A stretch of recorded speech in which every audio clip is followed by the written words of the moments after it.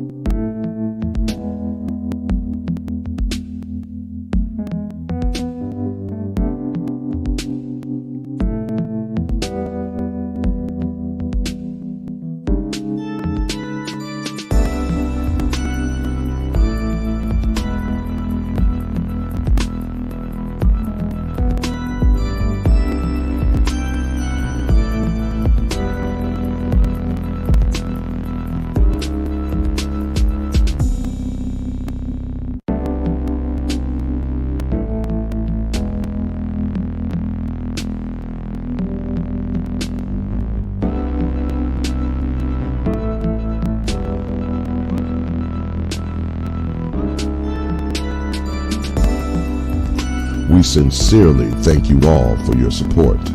This channel is sponsored by you, the subscribers. When you want to hear another perspective for yourself or a friend, then just send an email for advice to justaskchar@gmail.com.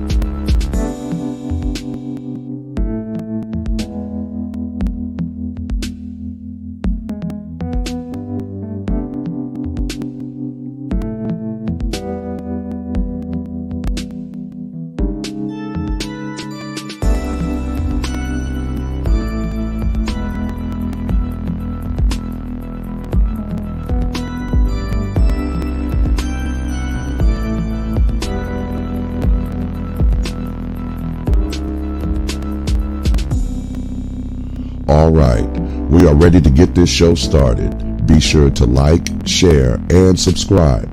Tell a friend. There will always be a perspective or some advice that someone can benefit from and use. Now, here's your host of the show, Char Willett.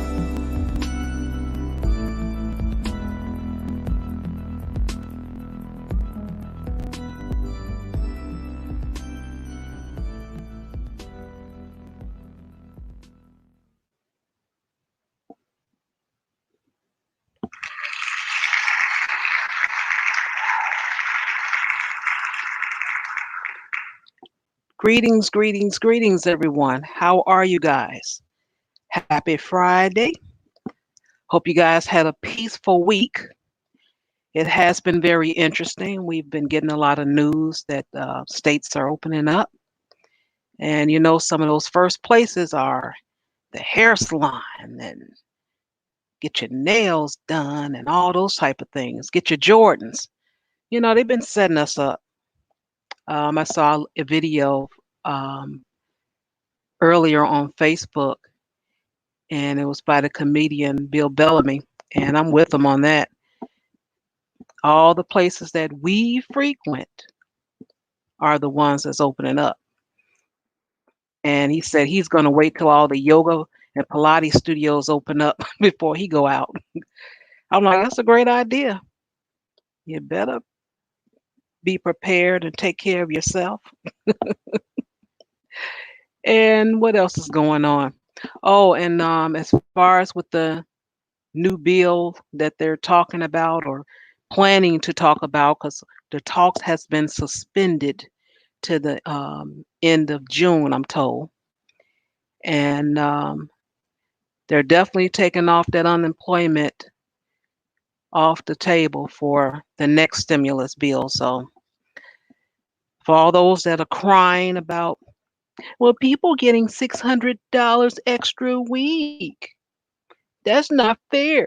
They making more money than they ever made. Isn't that something?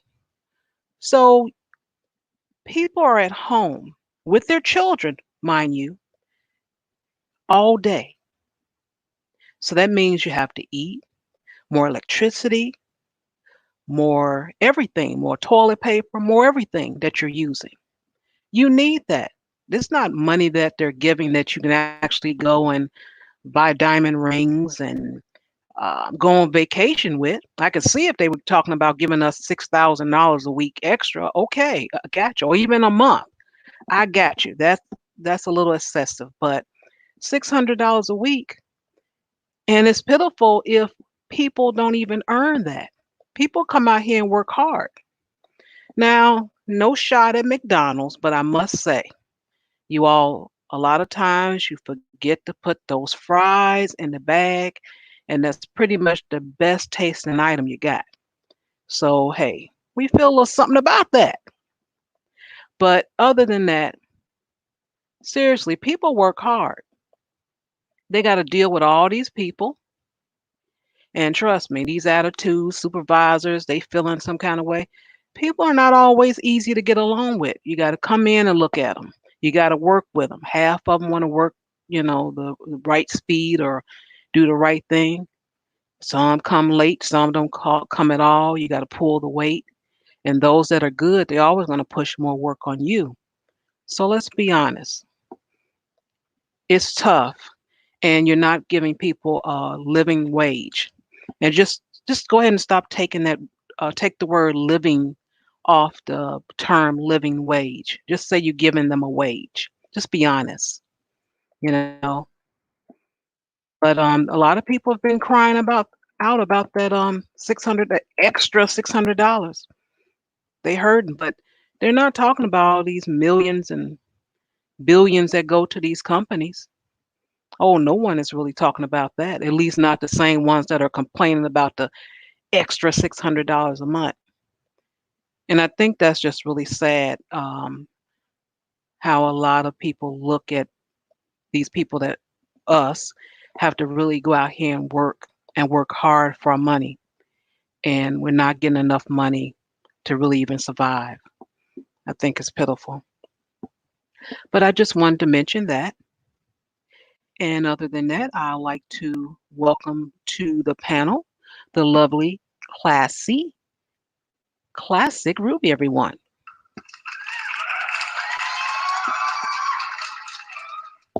Thank you, thank you. It's lovely to be here. Lovely to be here. Like, good evening, Yeah, Shar. I'm good. How are you today? I am doing well. I'm doing well. Thinking to myself, this is going to be an interesting topic, and hopefully, some people will come out and be honest, because that's what I look at, honesty. Because everyone who says I've never done that before is a damn lie, whole 100% of a lie. Okay, so. Yeah, I hope we get some people to actually participate on it. Because it is something to talk about, and a lot of us are guilty of it one way or another. And it doesn't even have to be now. At one time, we might have done so. Exactly. I go back to the time when there were pagers. So Mm-hmm. I can actually Mm. say I remember a pager, looking at someone's pager, but I'll kind of slow off on that, and we'll Hey, wait girl, till we listen. play the That video. that's not that far behind. Listen, I had a pager, okay, and I remember that time too. So it feels everything moves so rapidly that it feels like pagers were like a million years ago, but it wasn't that long ago, you know? I don't feel like I'm that old. I mean, sure, it was about 20 years ago, but still, I don't feel like it was that long ago, you know? It actually wasn't. May seem like it, but it actually wasn't. Exactly. So, you know, I mean, come on now. And oh, the pager thing. I by the time I got to pagers, you know, you got the voice messages, and you know, it's much more fancy and elaborate, right? So all you needed was that nice little pin code to get into their messages. Ooh, boy, that means you could check his pager anywhere, anytime. You didn't have to be with him. You didn't have to be with him. You see what messages people left, right? I heard from a friend. I didn't do it. A friend told me that's what she did, and I just remember the story up until now. Yes, you must protect the innocent. Yes, protect them. And Yeah, but anything else, it's all alleged. Just so we all know, in case I forget to say it sometime going forward, alleged. The alleged stalking of whatever ex-boyfriend. Okay, got it. okay, I like that. I like that. Thanks. Okay, I like that. Okay, well, we got a nice little crowd here. I'll go ahead and I'll play the tape and let's see who wants to join afterwards. Mm. All right, let's get this together here. Let's see. So I know to share with audio this time. See. All right. Checking up on your ex. Should you? Should you not? Mm. All right, here we go.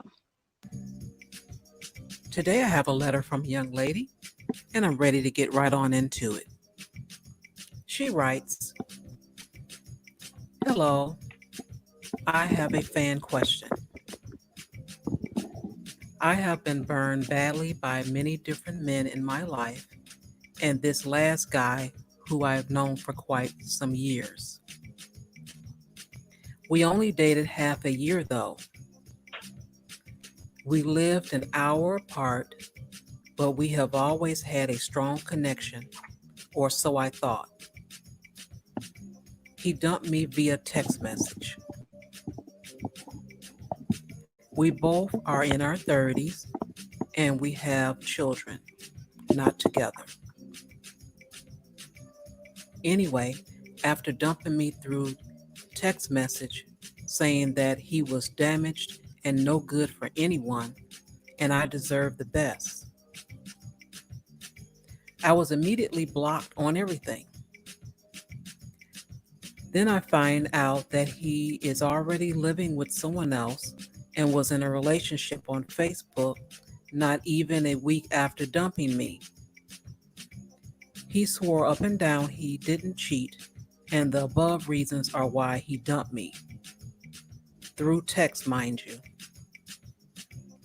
My question is, I don't think the other woman fully knew about me, and I am wondering if I should text her and tell her who he is living with. She has 2 daughters. One of them is extremely sick.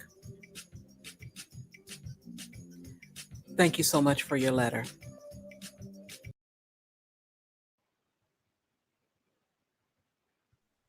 Hmm.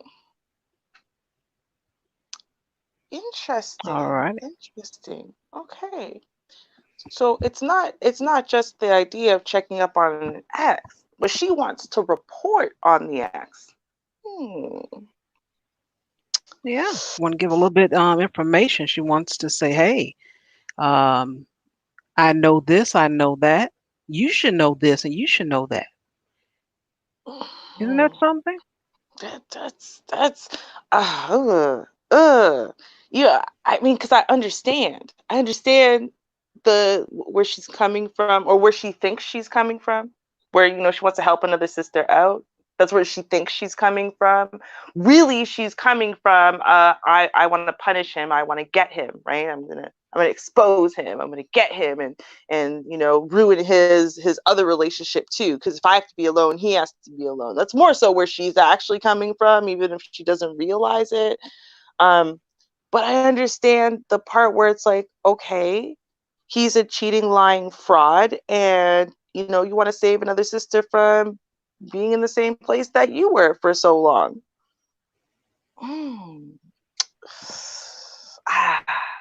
You know why I hem and I ha? I hem and I ha because I have done both. I have done both things. I've been the one to outright lie for an ex. And I've also been the one to expose an ex. So I'm not an angel on either side. I don't know. Whichever way we stand on this one, I've been in the wrong before. I tell you that one. Okay.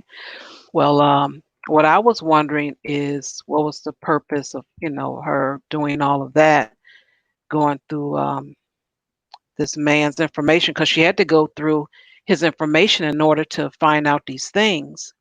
And then she wanted to, spread the information. Now, with what you just mentioned, that you have informed someone, you understand the fact that you're trying to protect the next woman, but you can't go throughout the man's life doing that.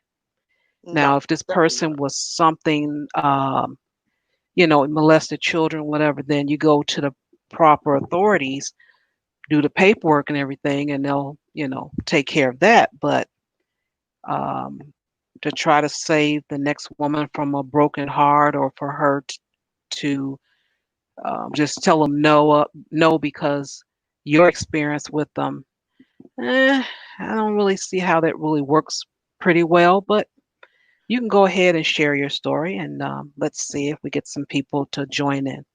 Okay. Well, okay. So in a case, not the only case, I'm not gonna lie. I've been alive for a long time, but in a case where I reported, um, this is why I said, I'm like, she thinks she's doing it to save another sister.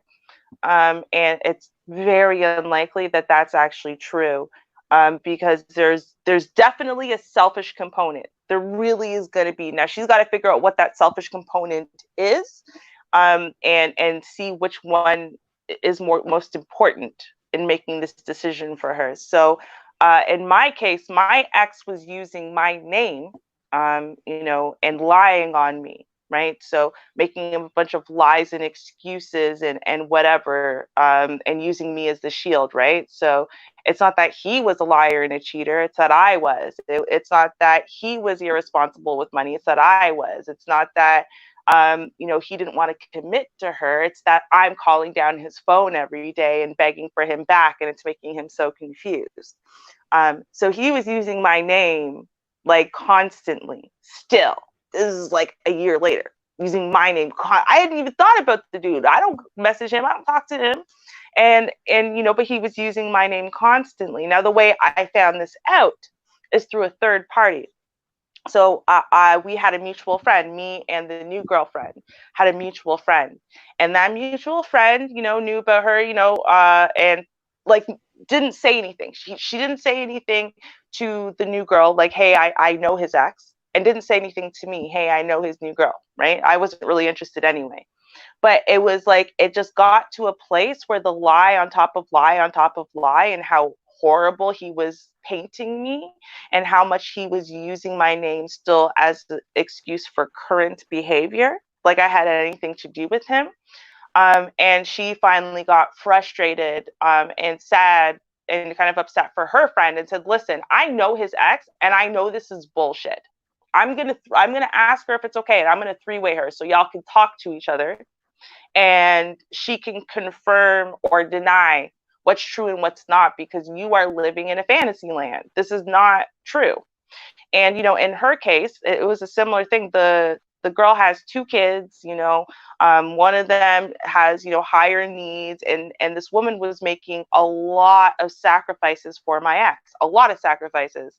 And, he was getting so much from her because he was painting this sad, hard luck story about how I was doing this to him still and doing that to him still to this day. And so in that case, when she told me, I was like, she didn't really tell me the whole story. She just kind of said, hey, he's saying a lot of stuff. It's really not true. I'm going to put you through and she can talk to you. And then if you feel like talking, you can. And I said, okay. So she told me her whole life story. And I said, okay, honey, no. And I actually met up with her. Like, I actually met up with her in person. And I ran down my whole relationship with him. And, a lot of it, she was like, oh my God, this sounds exactly like us. I know. Right. And she's like, oh my God, you didn't do that? You're not doing this? I'm like, I showed her my phone where the opposite is true. And if anyone contacts anyone, he contacts me. If anyone begs for anyone back, it's him begging for me back and then me nicely shutting it down, and whatever, because she was just living in this lie where she really thought like I was trying to, manipulate her man to this day kind of thing. Right. So I felt like on one side, right, selfishly, I wanted to vindicate my own name, right?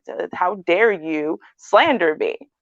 But there was an element there where I did care. Like, I was just like, this isn't cool. Like, if he has not matured or grown up or changed at all, and if anything, it seems like he's regressed, and he's going to use my name to do this to someone, I'm not okay with that. Right? It's one thing for him to still be a liar, a cheater, or irresponsible with money or all of that, but you can't use my name to do it, Okay. I got to interrupt and ask this question. Okay. So this woman is dealing with this man, hearing your name. Mm-hmm. So she's in a relationship with the guy that's talking about you constantly, and she is just living with this. Yes. And Yes. it gets on her nerves so, but she's still messing with him. Gets on her nerves so, but yet she's still going to deal with him and go as far as saying, let's bring in this third party. Yes. So is this third party, just happen to be you, this supposed to make the relationship better? No, I think the whole thing was, right, is the bringing in, like, say, my friend, for example, to talk to her. Like, that's like, I need a shoulder to cry on because it's so hard, because what he's going through is so hard. See, that's the thing. He painted it like what he's going through is so hard because, we had lived together, so we still had, tied together assets and stuff like that. So he was painting it like he had moved on and I'm harassing him almost, but it's he's such a deep, caring soul that it's really screwing with him, and he wants to do the right thing and just wait until, the last of our bank accounts are separated before, but, like, you know what I mean? So it's like she was trying to be understanding. Like, he was anything that he didn't want to do responsible. He found an elaborate story where he painted where I was holding him back, even though it wasn't true.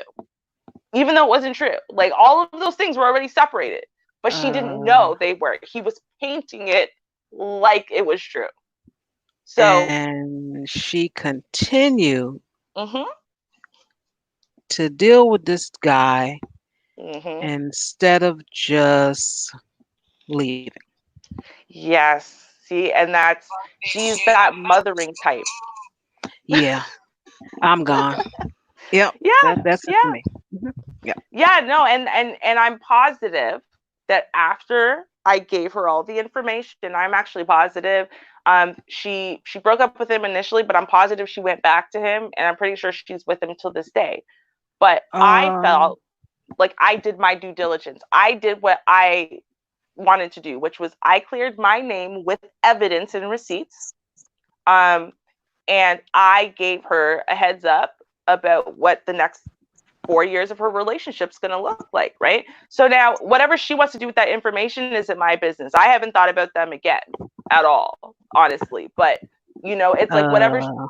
It's like, whatever. Yeah, I'm positive to this day, however long later, I'm sure they're still together. But the thing is like, you know, I feel like I did my due diligence in that case because he was trying to use me and my name as an excuse for what's happening today.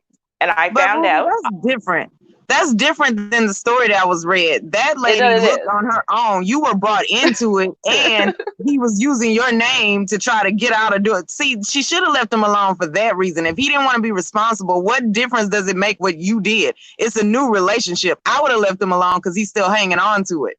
You know, like he can't sit in my face talking about his ex all of the time. I don't care. You know, you say at the beginning, we have one conversation about that. Then after that, I don't do anything that she did, and we don't talk about her. We don't talk about my exes. We move on with us now. That means we're happy that we're together. All that other stuff that he was doing, she should have left him. And if she's still there was nothing you could have said that was going to tell her anything different. She just got to go through it on her own. So you were different. That's way different, Ruby. You were brought into that.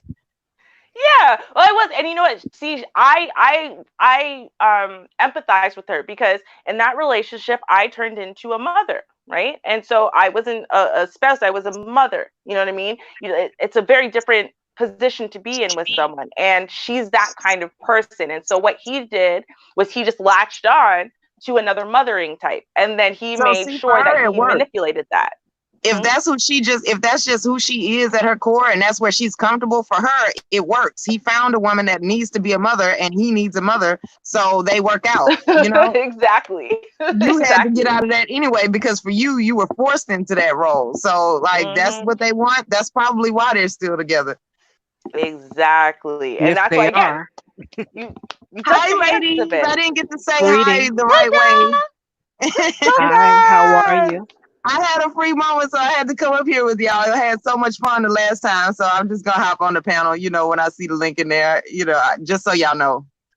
All right, no problem. We love now, having what I'm you gonna here. Yeah, well, I got a lot sure to appreciate say. anyone. Well, thanks, Char. Well, yeah, that makes me feel special. all right. Now, what I'm gonna add to that too, Ruby, is that was really doing too much with that lady. That was just doing too much. Now, as far as what she wanted from you. Now, I'm not saying you were doing too much. In my opinion, it was, but that's what you wanted to do. Hey, that's what you wanted to do. But as far as with that lady wanting all this information, all she wanted is just to know how to take care of the man. It didn't make any difference if she got this information from you directly or not, actually, because she would have still kept him. And that is a very strange, so while strange thing. you thought you were telling her the things that meant that, hey, he's not fully grown yet, you were actually telling her, hey, how do I take care of my baby boy now? Yeah, and you know what? Because see, for me, right, if his ex had told me the truth, right, like, because what I know now, right, what I think now is that everything I knew about him and his ex and his relationship with her is a complete fabrication. But I didn't know that going in, right? See, so he didn't even have to use you to lie, though.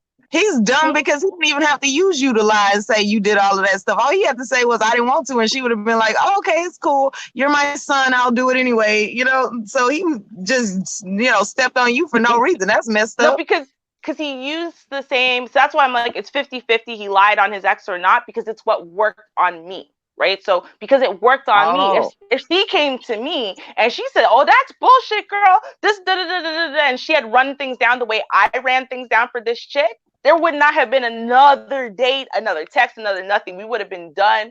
I wouldn't have wasted those years on this man. You know what I mean? So part of you is a little salty that you didn't get the rundown beforehand. Mm-hmm. Well, Hell but once you figured it out, you could have left. You could have left, Ruby. You could have left him.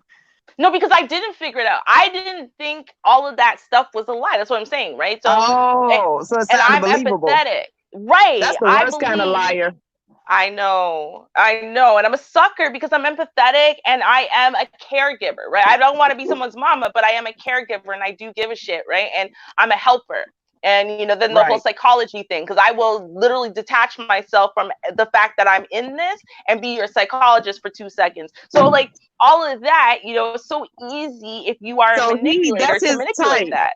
That's his thing. He taps into that, into women to get this guy. Oh, wow. Yes, exactly. But I didn't know. If you don't mind me asking, how old is this guy now? Oh gosh, now he'd be he's a few years older than me, so he'd be like 38. That's right? crazy. Yeah. So, but when we met, right, when we were together, I was 20. We were in our early 20s, right? In our early 20s. So this was, and like I said, I am positive he's exactly the same today as he was then. Well, He yeah, will because he don't always gotta be. change because he found one that's cool with it. She don't want to change either. Neither one of them see nothing wrong with it. So what they need to do is keep that in the house. So, like your mutual friend, she could have told you that this was happening or whatever. But if she saw that was happening, she could have been the one to tell the lady all of that stuff. She didn't have to involve you. You were off living your life, moved on. But, Well, because she did. So she did say, blah, blah, blah, blah, blah. I've known him for a long time and blah, blah, blah. This isn't true. And then she said, I know the ex and this isn't true. The ex is one of my best friends and this isn't true. So that's why she said, okay, listen, I'm tired of this because you're talking about like literally one of my best friends. And I watched her go through hell with this man and this shit ain't true. So hold on. Why is she talking your mutual friend's ear off if she's happy is what I want to know. Like, why is she asking these questions? Just take what he said, be the mom, and y'all live happily ever, dysfunctional. Women, listen. Yes, I know. That's never gonna happen. No, because dysfunctional people, see, this is the thing. They're not necessarily happy in their dysfunction, but they're comfortable in dysfunction. Right. So they don't have to be happy to be comfortable. So they're part of the happiness, you know what I mean, comes from being miserable. Or part of the comfort comes from being miserable. So that means you need to call and complain. It's like one of those chicks who gets cheated on 7 million times by their man and then keep staying with him. But every time because he cheats, part of her believes that all men cheat. So it's like you just got to go through it until he's tired and one day he'll stop and then you don't know what to do anymore because now you don't have your free time running behind him to check up on him. So what do you do now? And then they end up breaking up. Yeah, I know. Exactly. And see that kind of chick, that's the kind of chick who's going to be checking up on you 24/7, whether you're together or not. She's the one, when you guys break up, she knows exactly who you've spoken to, whose numbers you've gotten, whatever, right? Because she's used to that kind of dysfunction where you have to stay stalking them to know what the hell's up, and you have to know what's up 24/7. And to them, stalking is part of the relationship. It's like foreplay. It's like, oh, he'll come back. I just gotta, run away to the next girlfriend. I just gotta keep calling him. I just gotta know where he's at and show up, and we'll fight, and then he'll come back. All that kind of stuff. That's great. I can't do it. I need a little bit more peace than that. You know what, Char? That brings up a good point, and I think that this chick, the one who wrote the letter, I think that what she wants to do is blow up that new relationship so he has to come running back to her because she's the only one who's going to put up with this bullshit. She wanted a co-signer. Yeah. I think so too. Yep, absolutely. Because it didn't sound like it was really, like I said, she's trying to make it sound like it's honorable. No, she wants that new girl to have enough self-respect to walk away, and then he's sitting there all alone. Because she doesn't have any, and she's like, and I'll just come back, and I'll still get cheated on, and it's okay, and we'll just keep doing it until we're 60, and you can't leave. I think so. I really do, which is sad for her. So if she's listening, no more. No, just no. Just stay by yourself and, develop that self-respect and that self-love that would say, hey, listen, a guy who would do this to you, if you find out he was cheating with someone else or whatever, man, that should just make you feel like, God, thank God I dodged that bullet, and leave it at that. Leave it at that. I think her feelings is more hurt because he did it by text messages. But I'm thinking if he blocked her from everything, he already knew about her checking up on him, and he didn't like that. So he's like, okay, I'm done with you. And he just blocked her from everything. He wants to be totally clear from you. Well, so I would take that as a message as he doesn't want me anymore. He wants nothing to do with me.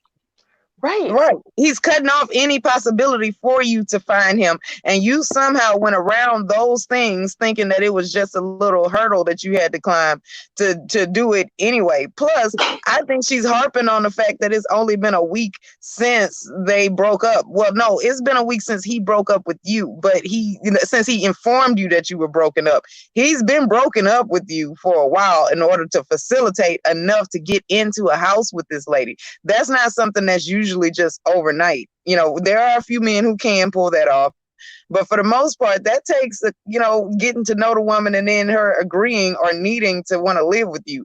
That's he's been working on that for a while. All the times he was missing, you had signs before all of this happened. You just ignored them, and then now she's focused on the fact that it was so quickly after. Mm-hmm. And I point out for the record, I mean, this is probably the case. She needs to recognize if she contacts that girl, she's gonna look crazy. I muted her. Go ahead. Oh, yeah. If she contacts that girl, she's going to look crazy. And because not only will I mean, you think about it, right? You're in this new relationship with this person and blah blah blah, and then the ex calls. It's gonna be you're naturally gonna be on the defensive, thinking who the ex calling you must be some crazy chick, because why the hell is she calling you? And then of course your new man's gonna paint her that way. Yeah, she's a stalker, she's crazy, and then da da da da da, and that's why I broke up with her. All it's got to do is tell you a story about how even if you did intersect, right? Whether he admits to it or not, you're still gonna look like the crazy one for calling her. So she's probably not gonna take it like, oh, thank you so much. Like it's not gonna happen. Yeah, just let it go. And I understand, ladies, that it's a shock. It's like, oh my God, he don't want to have anything to do with me. I don't. What did I do? I understand that we want closure, but a lot of times you don't get that. This Right. dude want nothing to do with you, regardless if you did everything right in your eyes. Okay, he says no, and he wants nothing to do with you. So it is what it is. What you can do, you can go ahead and cry. Go ahead and cry. Hopefully you get better Mm-hmm. and move on. But Right. following up behind the guy, okay, let me see what he's doing. Okay, where is he? Okay, how he spend his money? Okay, who he's sleeping with? Who she? Where she come from? Where she lives? That is not going to help you at all. There's no closure in that, because it's no sense trying to measure yourself to someone else, because everyone is different, Mm-hmm. and the way people see each other is different as well. You can have this two different women. One can be prettier than the other one, and that guy would choose the one that's less prettier. And you would Right. have a hissy fit because, "Oh, I'm pretty. I don't know why he didn't choose me and why he want her and all." The words may not be able to describe why, but a lot of times it has to do with who you are. Something wrong, well, not wrong. Something going on with you that that man doesn't want to deal with, and that's okay. Find out who you are. All you have to do is analyze your relationship. Okay, well, I did. Let me see. I did a lot of talking. I didn't cook. I always downed every time he had a idea. I always said how stupid it was. I didn't give him that much attention. You can analyze what you do and what you've done in a relationship. Yep. That's all you got to Exactly. do. And if you just write it down, like, okay, let me see. What's the most fun we had? See if it all had something to do with what you received and not something that you did with for him. Mm-hmm. Just analyze it and then see what the complaint is, because there are relationships that you have and there are complaints. The Right. guys sometimes doesn't he's not that vocal about different things. He'll ask you a question. He won't just come out and say, and I'll use cooking as an example. um, he may ask you, um, do you ever cook for at least a holiday? And if you would have read what he said, he's saying that he sees that you don't cook much at all. Do you at least cook for the holiday? So Mm-hmm. just look at what what is said Analyze it and see if it's something that you can improve. Sometimes it's not even you, and that's okay too. Don't cry over Right. that man. Not in that form, like there'll never be anyone else. I loved it him. You know what? I think a lot of times what we need to realize is that closure in relationships often comes much, much later. And when I say that, a lot of times when you just broke up, a lot of people, most people, honestly, have no idea really what went wrong. Just that it did go wrong, and we're done now, right? And it's like you need time and growth and other experiences sometimes for you to be able to look back on that relationship and figure out exactly what went wrong. And then you bump into each other 5 years later and you can have that discussion calmly, rationally, say, yeah, this is what went wrong. And you could probably even own your own shit too about what you did wrong in that, and, give some, heartfelt felt apologies where they're needed, and so on and so forth. But, oftentimes at the end of the relationship, really isn't the time. It's not the time to be trying to get that closure, because no one's really quite ready for it in the way that I think for most women it would feel satisfying, really, And we have to be Right. willing to be patient to get those answers, even if it might take years and whatever. So you've got to get to the place where individually you're good, because it takes two people to consent to a relationship, but it only takes one person to consent to it ending. Um, Well, I and always tell women that you don't need closure. And the reason I say that is because it doesn't come until you no longer need it. Then, and what I mean by that is it doesn't have to be a conversation. It doesn't have to be words. It doesn't have to be a conversation with the ex. All you have to do is figure out your half. You don't have to figure out the other person's half, because if once people do, most likely they're going to take that into the new relationship. And this is a whole different person that deserves a fresh start. Now, if that new person is doing things that reminds you of the ex, then yeah, you can bring it up, but only at that point. So I always tell people, don't worry about the closure part. All you have to do is focus on the acceptance, and then the closure will come on its own. You'll know when you're closed. yeah, no, I absolutely agree with that, right? I think again, a lot of people, the problem is that they think that, since it takes two people to say yes, we're in a relationship, that it should therefore take two people to say yes, we are ending our relationship. But Nope. that's not how it works. Right? You only need one. And once that one person is done, it doesn't matter how you feel about it or what you think about it. They are done. Therefore, this chapter is closed. And once this chapter is closed in your life, right, you need to get to a place where you can heal from that and you can grow from that and you can learn from the previous relationship. And, I understand. I understand those haunting thoughts of what went wrong and what didn't they like and why didn't they want to work harder. I get all of that. But all of that is kind of irrelevant to the point that the relationship ended. It's done no matter what you have to say about it. They're not getting back into it. And you have to figure out a way to move forward regardless of their answers, because their answers might not satisfy you. Right? Right. They're kind of closure they're willing to give you, no matter when it is, might not be enough Even the for you. questions you ask may not satisfy you, because you don't know what you're going to need to be open for the next person. Exactly. They're just saying words. You just want to hear words. You just Yeah. want to know that they care enough to try to give you closure, but it's not going to do what you want it to do. That is so Exactly. true. It's Mm-hmm. like having a job and they call you in. We want to thank you so much, Mr. Johnson. You did very well. But we no longer need your services. Mr. Jones. Security will escort you out. They have already packed your bags while you were in this meeting. Thank you so much, and your paperwork Dang, will be right with security. While you're in the But wow. meeting. but I Oh my but God. I see and what are you gonna do? Go through this No, they try to go through already their decided. portfolio? I'm talking When about they say we've you packed as your the bags, that stalker. means you don't have to worry about nothing else. And it's funny that you use Mr. Johnson and we talking about relationships, because that's exactly who a lot of these women need to kick out. Just saying. But think about it as far as with the job. I mean, if you're told you have to go, There's no, well, what did I do or what can I do better? And how can we work this out? No, it's already There too is no late. working Let out. that And go. how are you going to stalk the employer? Do you do that? Do you go online? Well, let me see if they got any openings for the same job. Oh, see, I bet they only paying them $5 more. And say, I paid, I was getting paid for this, and they made me do extra. Yeah. What are you gonna do? Follow up Mhm. behind everything that they do? No, you don't do that with your Because if you're job doing or that, a you're not job. getting a new job. Well, the same with a person, with a Right, relationship. exactly. Stop stalking up behind them. Look Right. at Shaw over there dropping jewels. Who that is?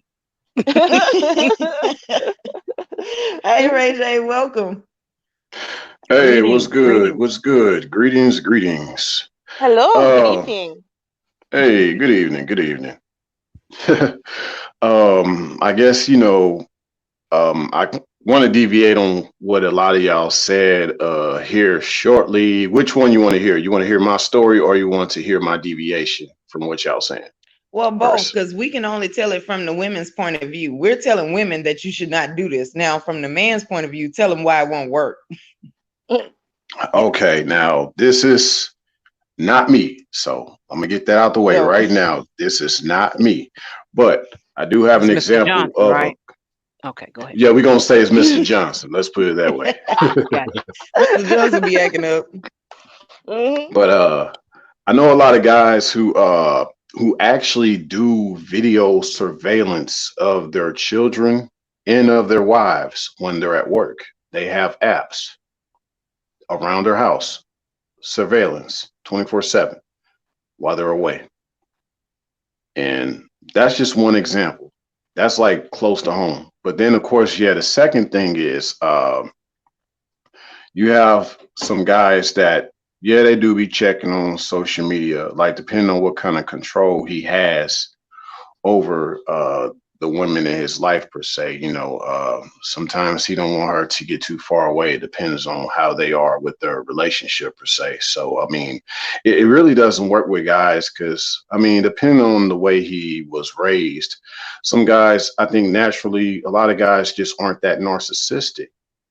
But if a guy kind of grew up around a lot of women or certain or something like that to where he just learned how to be more savage, he'll kind of know how to have certain narcissistic tendencies to be a certain way. So I guess if that answers the question, it doesn't work to because it just goes against like the way men normally think. Logically, most of us think that, hey, it's just not going to work. Okay, it's going to hurt, but I'm going to walk away. Rarely does a guy get into this mode of where I'm going to check on her, even though we don't have our relationship. That's rare. That's very rare, in my opinion. You know, uh, Guys that do that to me, they are undeveloped. They're not real men in my book. Because a man, even if he's hurt from a bad relationship, he's just gonna walk away. He ain't gonna necessarily be checking on her and trolling her and trying to eavesdrop on her and things like that. It's just if it's done, it's done. And I had to learn all this. Now, just to talk about me, I had to learn a lot of this on my own. Through trial and error. And what I mean by trial and error is after a few broken hearts that I went through back in my quote unquote blue pill days per se, um, I had to really learn more or less to just, I mean, there's nothing I could really say or do for her to come back. It's not going to change anything. Even if I bring her back, it's just only going to get worse. And chances are it's gotten worse whenever she comes back every time. So it's like it doesn't do me any good to try to chase her down, to pursue her, to try to give her second thoughts about what I thought we had together. It just doesn't do me good. It's like I'd rather deal with the pain of healing than the pain of things getting worse. And I guess just to kind of tie this in with the deviation, I think for the most part, I know from the man's perspective, I don't think it's that we look for closure. I think we look for healing, or maybe that could be the mistake some guys may make. Maybe they don't realize that what they're seeking is not necessarily closure. They're seeking healing, but they're doing it in the wrong way. You're not trying to heal with you're trying to heal with the next instead of the next. There's nothing wrong with healing. That's that's a forward direction to heal. That represents progress. But when you go backwards and then you try to go backwards with a person that sets you backwards, you're not healing whatsoever. Right. And Well, oh, go ahead. sorry, go ahead. Oh, no. Sorry, I didn't mean to interrupt you. Oh, I you thought good. you were You good. Okay. I was just gonna say, because I think that actually, technically, normally men check out of relationships emotionally long Mm-hmm. before they leave them, right? Yeah, and that's and true. women are fighting until the bitter end, even if they recognize at the same time that things are going wrong, right? They're fighting to the bitter end. They're not emotionally checking out. That's normally the way things work, although you do have it in reverse, where a woman checks out emotionally long before she leaves and the guy's invested until the bitter end. So Yeah, I think, yeah, when we got these women who are looking for closure, they're ones who honestly, like, when you said I'm leaving, they're like, wait, what? Like, they didn't have time to try this again and to do that again. And that's half of what closure is. And I think that when you check out emotionally because you're pretty much done, but you stay yeah, for 6 months, it's because you're giving everything one last shot. So in a way, you're getting your closure over 6 months, Yeah. right? And yeah. then the day you said goodbye, she gets none of that. She doesn't get the opportunity to try all that stuff one more time. You know what I mean? Right. You got to experience that. She never did. She never got to give anything her last hurrah. So I think that's where we get that kind of dissonance, or it's like you're getting closure, but you're getting it in a different kind of way, I guess, Yeah, I think the problem also is you could tell who's truly had closure and who isn't having closure. Like if the person just brings up to you, because I have, man, I think I've experienced this before to where I had an ex that did not have closure.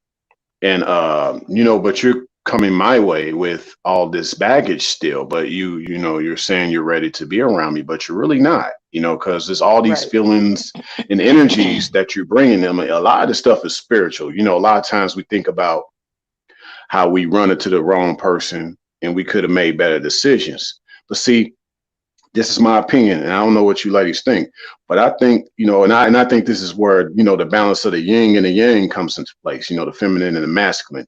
Usually it don't take you long for you to realize within the first few days or weeks or months that something ain't right about this person, or this may be somebody you might want to consider, you know. Deep down inside, we know, deep down inside. I mean, I know a lot of times you might be caught up in the glitz and the glamour, but if you really put things in perspective as far as a person's actions, I think deep down inside we know, but I know sometimes it And can be also you harder. justify it. If Yeah. you see something that you feel like is off with this person, and I'm not saying off overall, I'm saying off like for you, right? A lot of times you justify it and you make excuses and you tell yourself, okay, maybe I'm asking for too much or whatever, based on something from a past relationship. So you're right. Like we know initially, but how many people, still follow their first mind? Right. Yeah, a lot of people don't, and we take these red flags whether we caught up in the lust of the flesh or we got our own idea of how we want our relationship to be with that person, but we're hoping this can work out. I mean, one way or another, but either way, it doesn't represent reality because these things literally aren't taking place. Like it hasn't reciprocated that way. Even if it's like, let's just, for example, the lust of the flesh. Okay, like you just caught up in how they make you feel. We all got these stories, but on the flip side, after all that's said and done, y'all still not quite cohesive. You're more like there's more friction there than cohesion. But then the same thing is also true if you're thinking of the potential you and this person have together, and that's fixated in your mind, even though in reality y'all arguing like every other day. But you think about those good times y'all may have had and hoping that can better itself, but it goes back kind of right. Good luck. Exactly. And it's like it is kind of based on that song that's know when to hold and know when to fold. And oftentimes I think with the more narcissistic person, because I know what Ruby said as far as one person not wanting to let go. They're fighting for that love. Like men can do the same thing, and that's more so putting you in a codependent situation at the time because you're really trying to show that you care, you're trying to pour in versus that person trying to drain out, you know, and it's just this sick cycle that goes on. And yeah, and I think usually with people who haven't had closure, they bring that to other relationships. It's a repetitive cycle. I think Yeah, just I but guess you to got to give get your own closure. The other person isn't responsible for, no, I agree. for making you be okay with your closure. Right. I definitely agree with that. And people, unfortunately, they want to when they bring this into the other relationship, they think they have to drag it on and carry it out. It could even be someone that forbid I say this, but someone could have deceased. You know, that still requires a personal closure before you can even say I can make room for another person. Right. You're still dealing with someone that is dead versus someone that is now alive. And I know what that feels like to have myself replaced by someone that's deceased per se amongst a certain relationship. And it's not a good feeling. It isn't. You know, it's not a good feeling. And it's all due respect. But my thing is this person that could have passed away, what if they were an abusive person and they just haven't gotten over whatever chaotic relationship they had? You know what I'm saying? And they're Hmm. still tied to that, but yet they're trying to have a new relationship with you, you know? And let me So in So ask that you case, this. they didn't get closure or justice. So it's exactly. even like that's even worse than if the person was a good spouse and they passed away. Because now it's like had whatever not happened, they would still be here.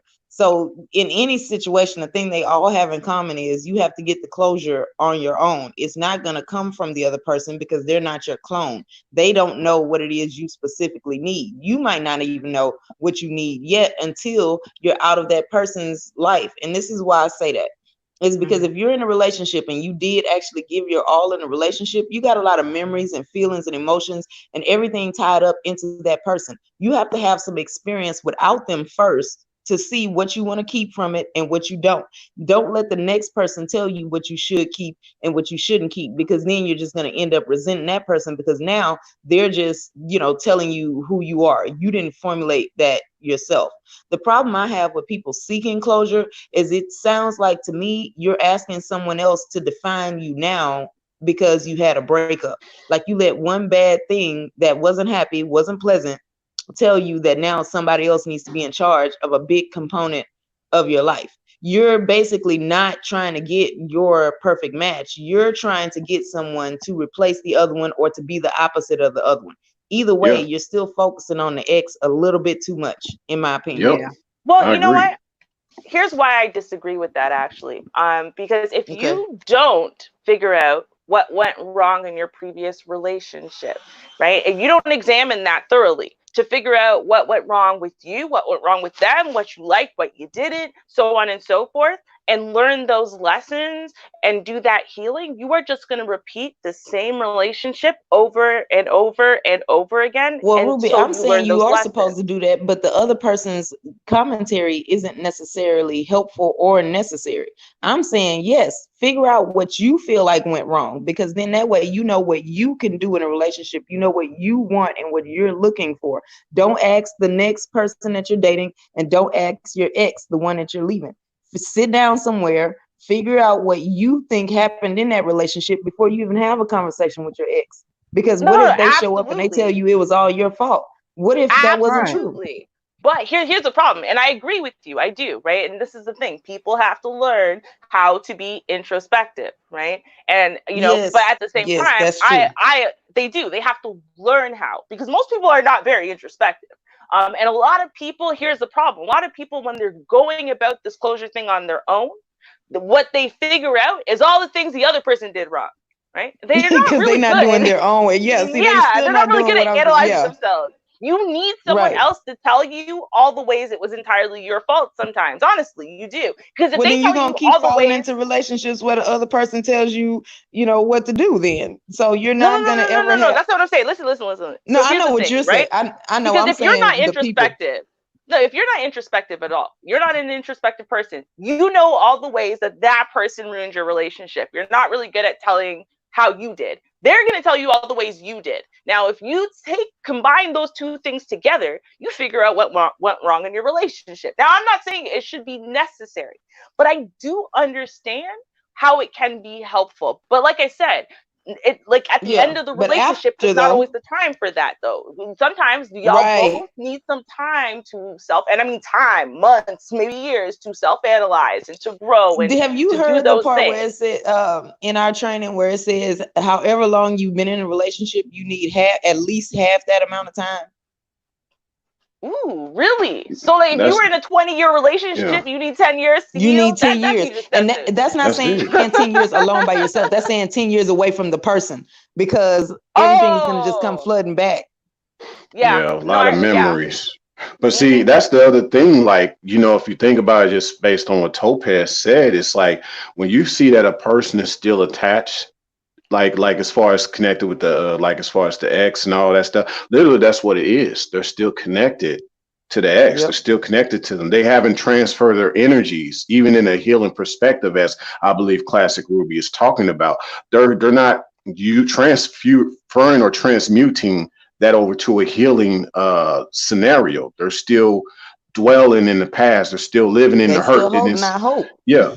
And it's still like they're living. It's like they don't want validation for the next person. They would rather still live in the humiliation. They want that next person to kind of revisit some of these things. And I guess I'll probably briefly say this, and I gotta go work out, y'all. But Okay. I'm gonna say yeah. But what I'm gonna say is I had I'll talk about an ex that I had, and this was like when I was, you know, in my 20s, and oh man, poor thing. But she had, I guess, some dude that did her wrong, you know what I'm saying? And then she got around me, and I think I was more or less her punching bag for revenge, because she wasn't able to take anything out on him.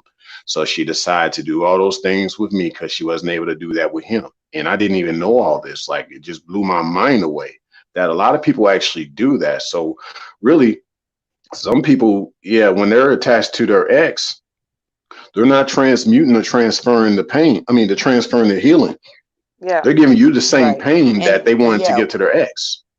there are some people out there Absolutely. that do that, and that's what I was trying to get at earlier, is if they're still tied up in their ex, whatever it is that they're doing with you is somehow connected. They're either getting revenge on their ex, they're trying to impress their ex. Like, it's like you aren't a person. They're still in a relationship with that person, and you are being like a tool. So they're not going to be helpful to the next person. They're going to end up damaging somebody else. I mean, it's worse than a rebound. It's worse than a rebound. We talk about rebounds all the time. What about punching bags? What about shooting range? But that is a rebound. See, that's the thing. Like rebound, we think of rebound like, oh, they dated you for a little while and then they bounced off you. No, a rebound includes stuff like that, right? Because in essence, they're still reliving their old relationship. This is all still deeply attached to their old relationship. As soon as they heal from the old relationship, they no longer need this relationship. Because the reason why they're in it with you is because you are allowing them to play out this narrative. Right. And a lot of times they want to be far away from this new relationship because of that reason, because now they truly want a fresh start, and you are now part of that old relationship. Yeah, it's not even a new relationship. It's still the old relationship. It's still the old relationship, and it's still like, they don't even know who they are yet, right? Once they figure that out, there's a good chance that someone who would allow them to be themselves to be a punching bag for you is probably not the person they're looking for, and they're not going to be able to see that relationship differently. So yeah, it's still a rebound.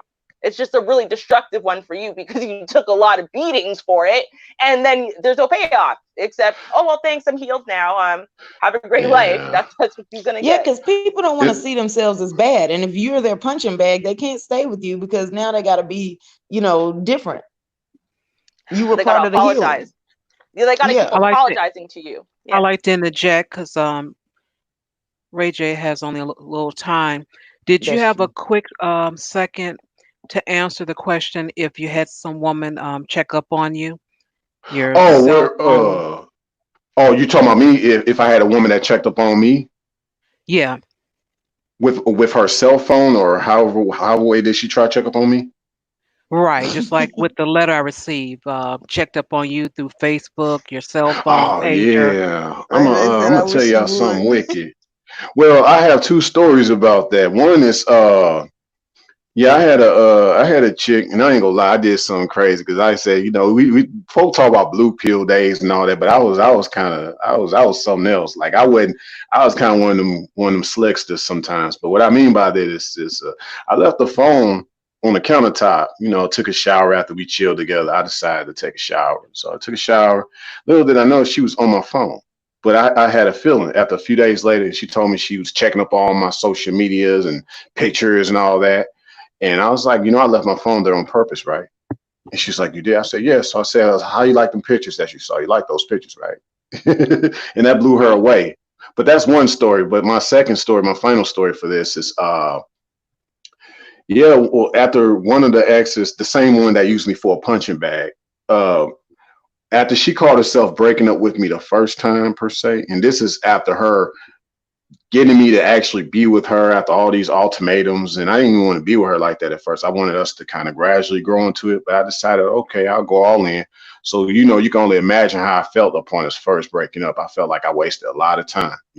But she decided to go under a fake Facebook account. And ironically, she actually set up my current Facebook account. Now, I don't know what y'all think about that, but my current Facebook account, she set up. I still have that Facebook to this day. She set up the Facebook account, though, for me. But she set up a fake Facebook account, come at me like a different chick trying to holler at me in Messenger, during the breakup just to see where my mind was. Little did I know, I didn't even know this was her until she told me. And she was like, I just wanted to see where your head was to see if you still love me like that, to see if you really wanted to be with me. Cause most of the time, guy, when he leave, he don't care and all that stuff. And I thought you didn't care. So it's like, I was like, so why you still like acting this way? I actually cared about you. Well, I don't know. I still don't care. And I was like, oh my goodness, man. It was such a headache. But that's pretty much my story about that aspect though. Okay, thank you so much for sharing. Just trying to see if we got any brothers out there that's willing to share a story about being checked up on. Man, Thank you so much for your time. I appreciate it too that you gave your time. I appreciate that. no problem. Anytime. Thanks for having me up. I appreciate it anytime. All right, look for you soon. Have a good workout and a good weekend. All right, thanks. You too. And all right, y'all. Y'all take care. Much love. Okay, bye, And Raven. and a happy Memorial Day. It's Memorial Day for Oh y'all this yeah. weekend, right? So there you go. Oh yeah, I appreciate that. Thank you. Happy holidays and welcome to the panel, Mr. Shadra. Hello, how are you? Good evening, Shadra. Hey, good evening. So, I mean, at this point, we do talk a lot. Oh, Shadra. All right, if you're talking, you're borging. Okay. Oh, Not That's anymore. better. yeah. Well, it was. Uh-oh. Well, he's muted now. He's muted now. Okay. But I'll say, we're talking a lot about, the men being stalked and checked up on. Well, we do not talk as often, maybe as we could, about women getting stalked and checked up on after the fact. And Kel's bringing it up in the chat that she's had someone do to her, and I'm like, I've definitely had an ex do it to me. And it's a weird kind of thing, but it's coming because he's the kind of person who does it while you're together. Let me And I interrupt you 1 second because I want to see if Shadra had to add to the male part of it. okay, go ahead. Shadra, Can you hear me now? are you there? Am I clearer? Okay. Yeah. Yes, you are. Okay. Have you had your pager or Facebook and Instagram, any of those things Blown up? compromised? No, I have Right. not. First of all, because they know better with me. They know better Oh, that they know they know better. better. Oh. You don't ask me. Well, I place early on very strict boundaries. If you ask me where I'm going, I'm not going to tell you where I'm going. So if you try to find out, hey, what are you doing? Yeah, I'm not going to answer that. Next question. So So- if Right. you have a woman that keeps asking you, do you get rid of her? Be like, oh, okay, you nosy, bye. Yeah, pretty much, because Okay. there are certain things that if you constantly have to know where I am and what I'm doing, then that means you don't trust me, or B, it means that you're trying to control me. And at that point, this isn't a healthy relationship.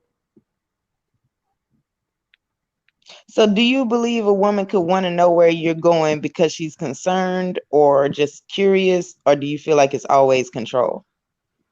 It can be concern, it can be curiosity, but But she'll uh, stop if that's the case once you tell her to stop it. but Okay, at no cool. point do I have an obligation to her to say, this is exactly where I'm going, this is exactly what I'm doing, and this is how long I'll be there for. Okay, so it's the amount of question. I'm just trying to get a picture of what you feel like is stalking. So it's the amount of questioning that she Yeah. does. Okay. Okay. Now, personally, I haven't been stalked because, once again, I said I put the expectation up front. And the moment you start asking a whole bunch of questions, I say, hey, this is not going to work. And if you continue to go along that path, well, it doesn't work. That being said, I also don't put enough on social media for people to chase me down. Because you've got some people who are on Facebook all the time and they're getting chased down. No, I'm not going to put anything on Facebook. I haven't posted in Facebook in 8 months, so yeah, good luck trying to chase me down there. Yeah, a lot of us, some people, they put their moves up there. Going to the store. I'm Yeah, back they from the dropped their store. location too. Like they tagged themselves at the Walmart at this address. Like, okay, well, Right. really? And to me, that's stupid. It's actually one Yeah, of the it's overkill. it's one of the consequences of our society becoming overwhelmed with social media, where people want attention to the point where they're like, yeah, I'm going to the store, do y'all want to come see me? And I'm then they back. get disappointed because people don't show up where they drop their pin. It's like, That, and they just feel delusional that people care that much. I don't have to know what you eat every night. Now, if you are, making something that's special and you tried out a new recipe or something like that, or it's something that you just came up with and you want to see if other people there needs to be a purpose, in my opinion. I don't understand people that post what they eat every single night, every single day. I don't care. I don't live with you. You didn't bring me a plate. Why do I have to even know? But thank you. yeah. Now, I wanted to also add something to the ideal of closure to a certain extent. So, I like to use a certain analogy when it comes to relationships. I believe relationships are like a huge mirror, right? No single person can carry that huge mirror by themselves. All the responsibilities. Now, when you're in a relationship, that mirror has multiple purposes, right? In a relationship, you actually learn a lot more about yourself than you do about the other person. Because if somebody does something that you don't like, you actually learn, hey, I don't like that, or I don't like being treated like this. But this mirror, being as big as it is, right? If one person starts to lose, stop giving the same amount of effort to the mirror, then the other person is forced to carry more of that weight. And you can see that when certain relationships get strained. And then eventually, just like any big piece of glass, when someone finally decides to drop their side, the other person is left with the shards. Because one person's expecting to, kind of walk away. They're expecting the glass to break.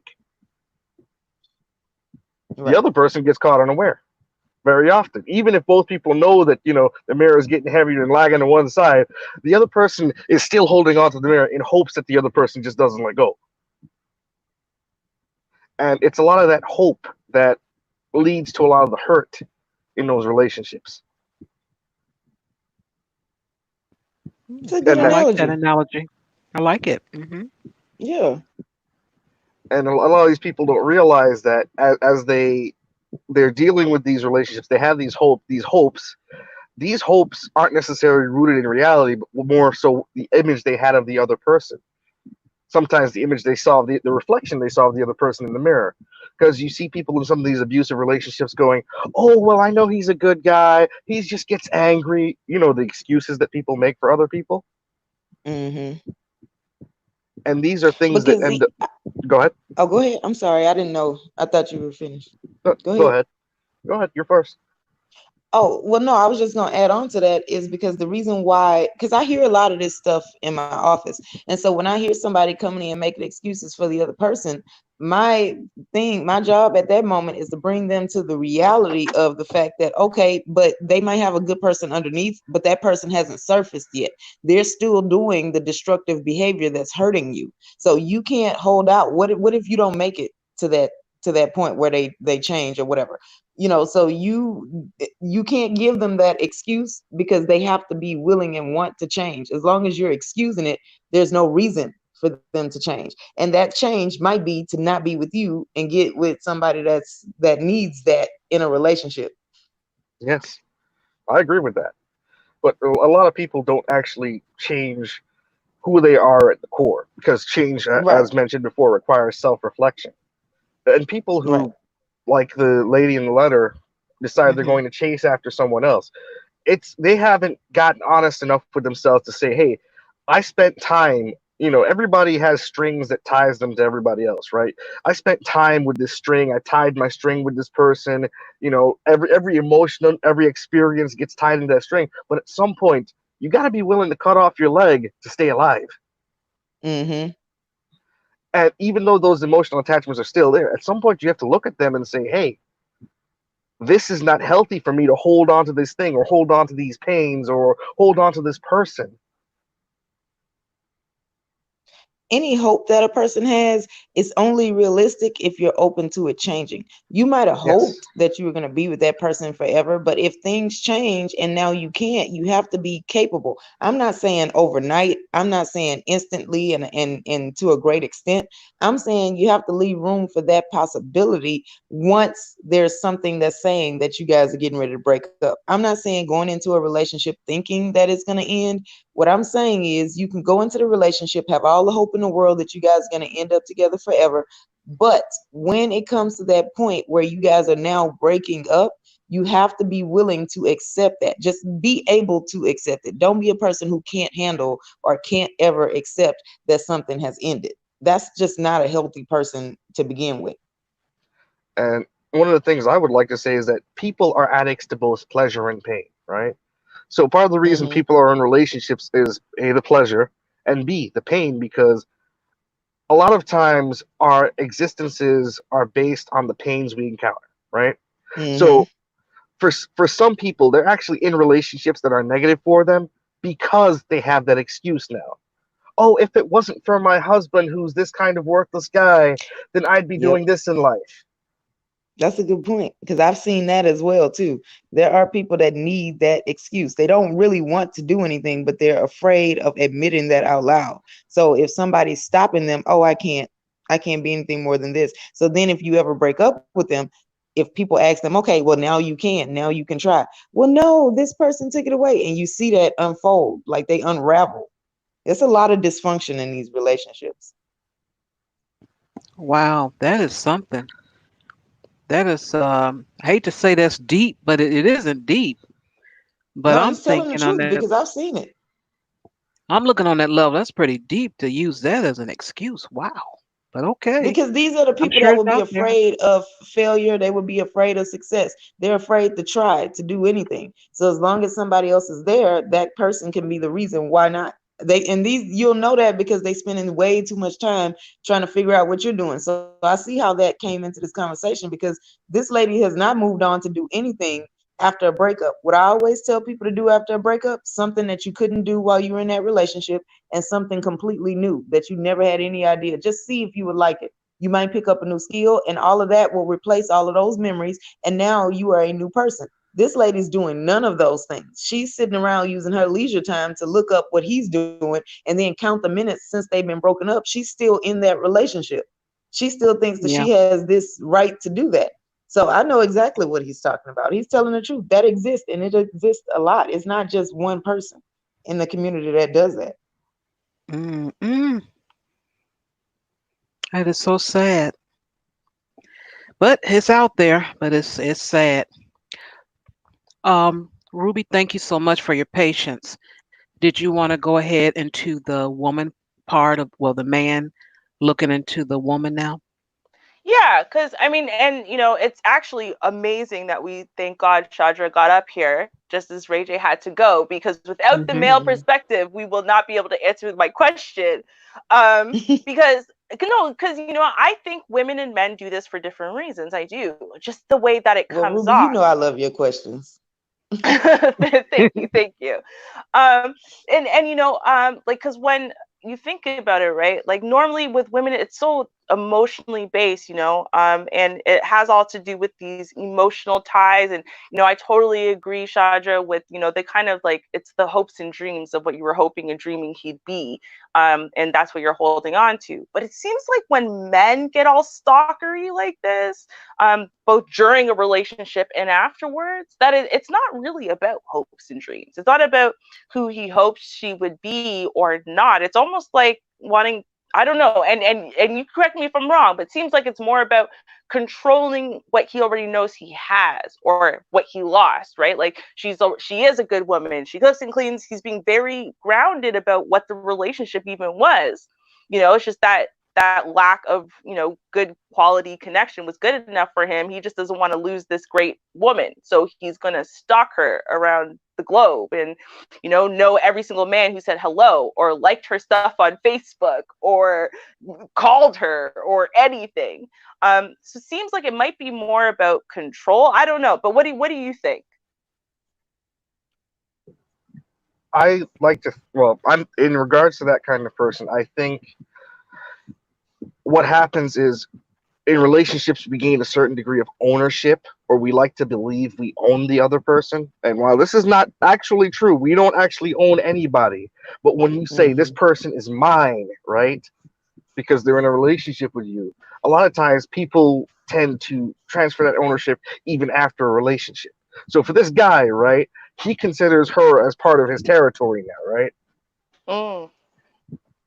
And he's got to mark his territory at every step, otherwise he's not a man, right? Oh, That's what okay. I was told, is that like the other men are gonna say, this is one you couldn't keep. Like the men around him are gonna have him focused on that. Like that's what I was told. Because I've been in that situation where a man did that, but I'm interested to hear your take on it. So her being part of his territory, right? Mm. It's you hear that adage, if I can't have you, nobody can.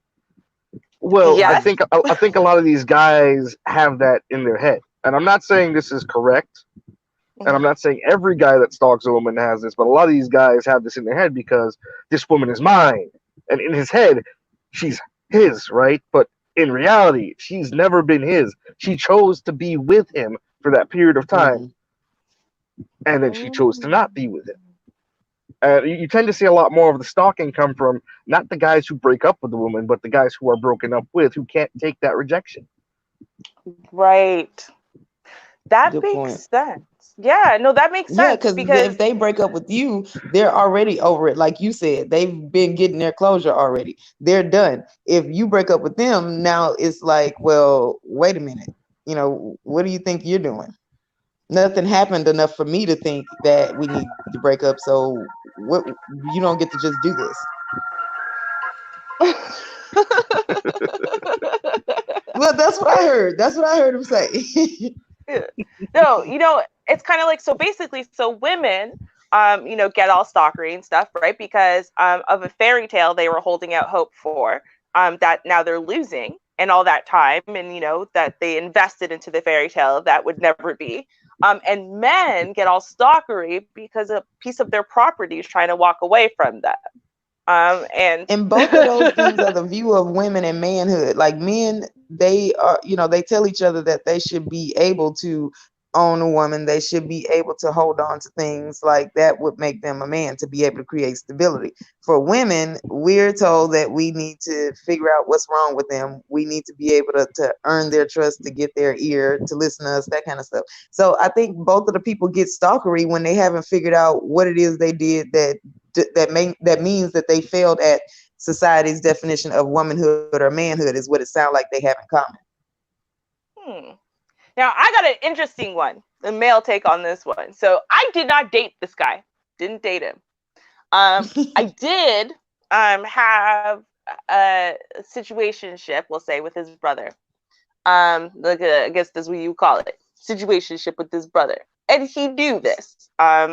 So now what happened is, over the course of time, right? I mean, obviously, we move on in life, and I'm in this relationship now. And this dude was stalking me. He was legitimately stalking me. This is before you could stalk people on the internet. I was like 15, 16 years old. And he was stalking me. He would sit there, and every time he saw me with my boyfriend, would sit there and be like, your girl's a hoe. You know how your girl's a hoe? I saw her with some guy last week on the subway, I swear. And of course, my boyfriend would be like, that was me, because it was him, right? We literally spent 24/7 together.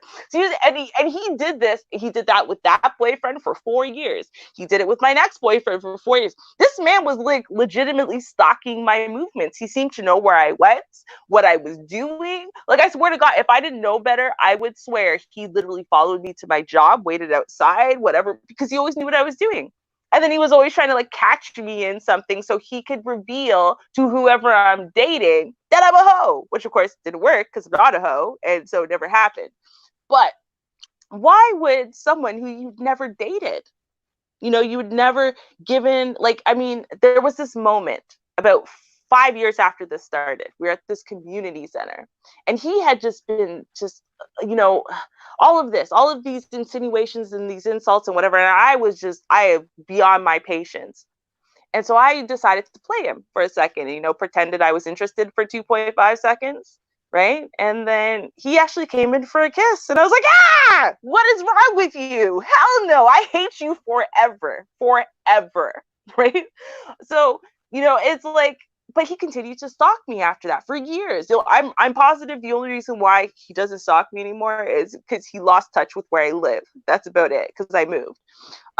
So why would someone who you've never even been with start stalking your movements? This is a guess. I'm going to give you the full disclaimer. I'm in no means that stalker guy. I have never been that stalker guy. I am not crazy. I do not stalk people. I do not waste my energy and time chasing people. We know. We got that already. Yeah. No, I just have to put this disclaimer out there because I'm about to get into his psyche, right? And this may scare you. So this is a guy who sees you with his brother, and he's going, I'm better than my brother. Why the fuck is she with him and not with me? Oh. And then, so he's trying to, now that he feels that he's better than his brother and that you should be with him, or he wants you and you should be with him, right? But the only way he can do it is if you break up with his brother, right? Mm-hmm. So he goes out of his way to know exactly what you're doing, where you're at, what exactly you're doing with people, because if he can prove to his brother that you're this whole, right, then you're all his. Oh. But see, if he proves that effectively, though, wouldn't then he say, "Oh no, well she's a whore, I don't want her"? No, because every guy wants a hoe, though. He just wants his own personal hoe. Yeah. So I saw you with all them niggas, but just as long as you only do that for me going forward, we good. Yeah. The you guy know what? wants... Men don't admit that. They don't say that, and they want to keep lying, but at least you said it. They want their own personal hoe, right? They can forgive a multitude of hoedums, right? This is why guys will chase after a porn star. They can forgive a multitude of hoedums just as long as she's just his now. Well, you can't stop hoeing once you get to him. So as long as you're gonna do all that nasty shit I saw you doing with me, then we straight. Yeah. Yes. So because and he didn't believe you were a whore. He didn't believe. Yeah. He did care about loyalty. He wanted you to be loyal to him. It didn't matter what you prove. I'm a disloyal whore, so he could have me to himself, and then I would be loyal to him. Yes. Got it. Because I'm a better dude than my brother. I'm gonna go ahead and take his girl, and then she gonna be loyal to me when she couldn't be loyal to him. Yeah, I'm a teach her, right? So if he can make you loyal and turn you into a housewife, and his brother couldn't, now he gets the one up on his brother, like he already believed. Right. So he believes that his brother isn't a good enough man, or like the next boyfriends that I dated, they weren't as good men as him, which is why, of course, I'd be a whore. So, but he's such a great man that I would have no choice but to be loyal because I would want to because he's a real man. Wow. That is twisted. That You see why I made my disclaimer now? I understand we get it. entirely. Because that don't make no sense. If you know women, that does not work. That's not how that works at all. Well, he obviously didn't know women, but what he was trying to do every time that he would chase you, he was obviously very interested in you because you don't spend that much time and attention on a woman you're not interested in. Mm-hmm. But what he's doing is okay. So I can't be with her because she's with my brother. But the moment she breaks up with him, bam, I'm on that shit. Oh, and that's why he got so much more angry and diligent when I got the next boyfriend, because you didn't pick him. Yeah. Yeah, you were supposed that you foiled the plan. You were supposed to go to him, but since you didn't, now he got to do this work double, and he's just gonna keep doing it until you get it through your head, Ruby. Okay, and you understand where he's coming from. So this is a lot about possessionship. So, going to, now our issue, right, with these stalkers, right, we're talking about with women, they need closure, right? And so they need to learn how to, look within for closure. But what about men who have this stalker issue? Because, honestly, they need mastery. They need to learn how to master something. Is that right, Chandra? Did I get the answer right? It's a guess. I really see. I can't say for sure. He say stop asking. No, I can't say for sure because for some guys it might be that he needs to have that possession be his, right? Right. And it could be coming from a place of low self-esteem because the guy is basing his value on whether or not he could get the ideal woman, and the woman that he meets, right? He has this picture in his head of this ideal woman. He doesn't know, that you eat a lot of curry and stink up the house when you use the bathroom, right? But he still sees, oh, this is the kind of woman I want, and he goes and chases it blindly, not paying attention to who you really are.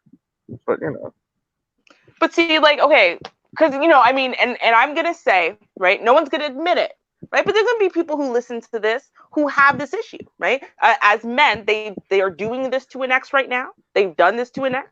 They've done this to someone, right? They're doing it right now to some chick in school, right? And so it's like, okay, what do they do? Because for women, we're gonna tell you, okay, listen, you got to start, you got to analyze within. You got to learn how to find that closure from yourself and learn how to figure out what you did wrong, what they did wrong, blah blah blah.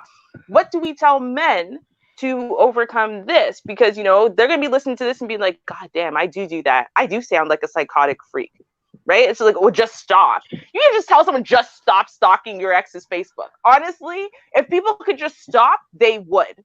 Right, so it's like what you do is you give this man the harsh truth. She was never yours, and she never will be. And if she left you, chances are she's not going to be with you again. True. That is true. Yeah. Because as soon as that guy gets it through his head that she was never his, and that's the hardest thing for him to understand, right? Because he's got it playing back in his head over and over. That guy, as he's stalking you, as he's following you these places, he's going, yeah, she's mine. I can see it. She's mine. Yeah. She doesn't know it yet, but she's mine. Oh God. Yeah, because men do say that. That's like that show, the show on Netflix, the You show, right? No, I know. Oh, okay.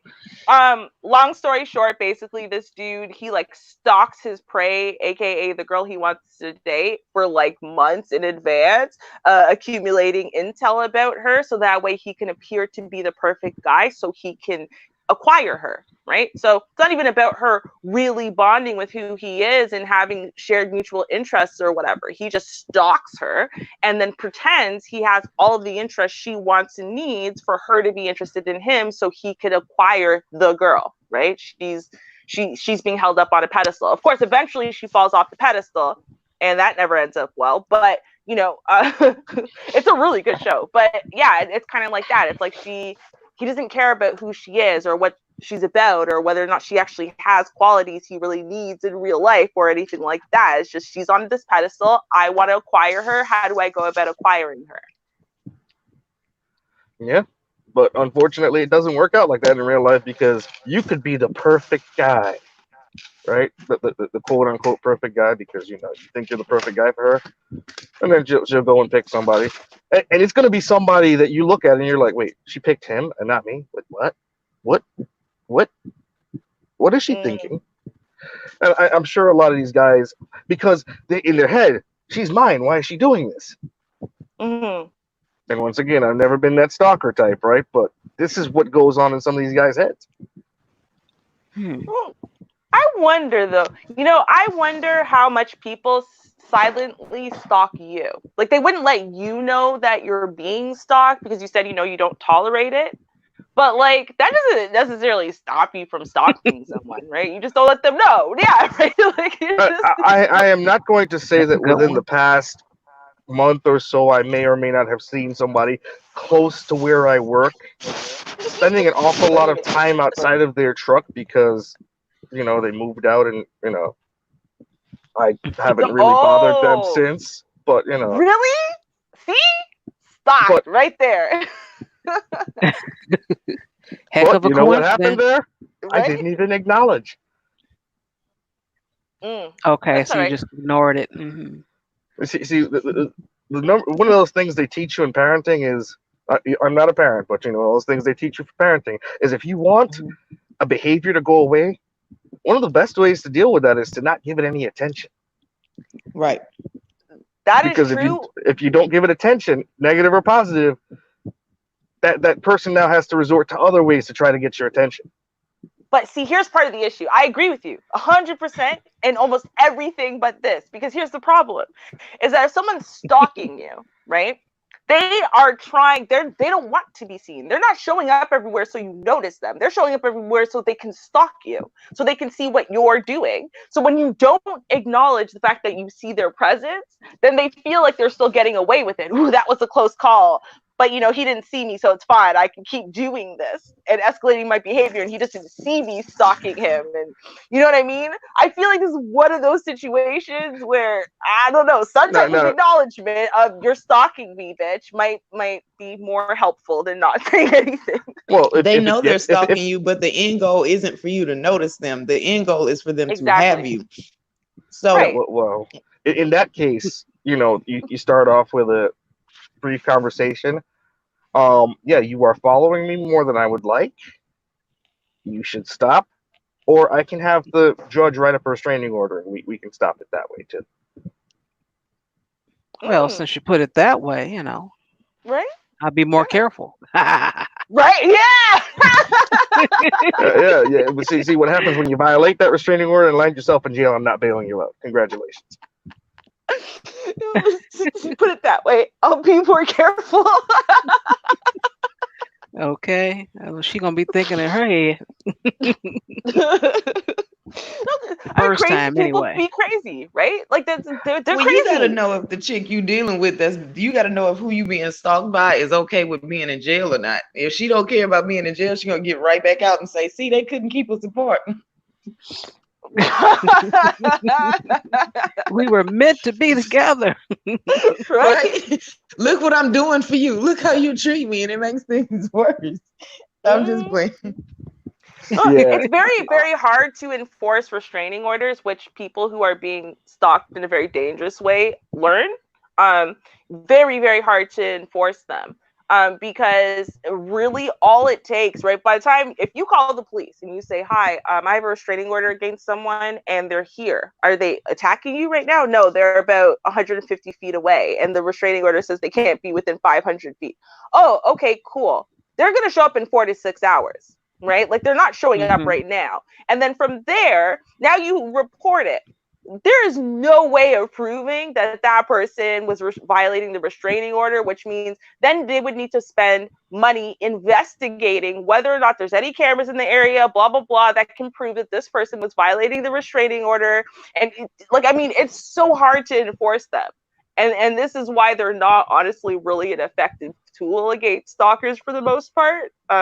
And it can reinforce a stalker's feeling of, see, we're meant to be together. Because it's like, they're so hard to enforce. I'm just saying. Yeah, because it makes it worse if the police come out and then say, oh, well, we can't do anything about this because, you know, they get worse. So that's actually still giving them attention. I understand where he's coming from. He's just saying like extinguishing behaviors. But the thing about being a stalker, the only thing that can extinguish that behavior is them being restrained. Yeah.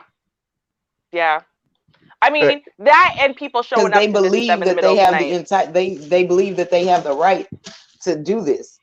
And that's where the problem begins, because who else stalks somebody unless they feel like they have a right to do so? Most people have other stuff they have to do in life.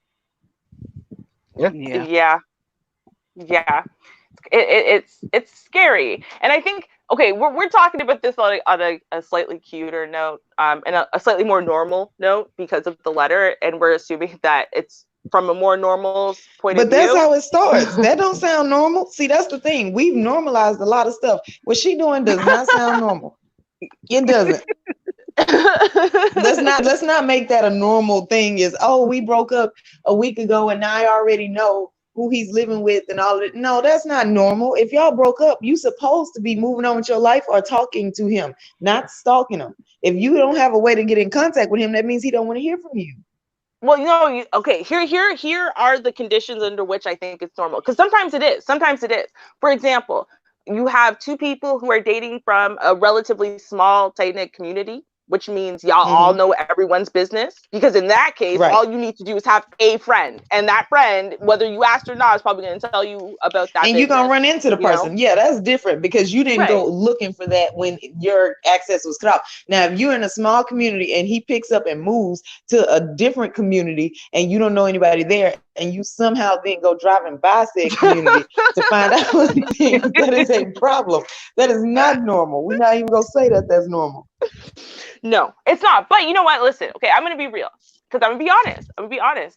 I can't say, and I said everyone's a damn lie if they say that they have never once checked on an ex's business ever. Hey, I don't care. I can say I've never checked on the ex and I'm not a damn lies. You check their Facebook. Whatever. Listen, you check something, but it's because lies. I'm gonna tell you why though, Ruby. It's because of one of my personal flaws. Like, I'm really selfish, so therefore, if I'm not checking on my ex, because that's less of me doing what I want to do. If you broke up with me and you left and you claim that I'm so bad, I'm offended. I'm not gonna chase you because I feel like you're telling me that I'm not good enough to just stay with. So why would I chase you? So that could be a personal flaw, but I've never done it. Not chasing. I'm saying eventually. So for example, well, yeah, see, and that's the thing. I even use the word chase. That's what it feels like.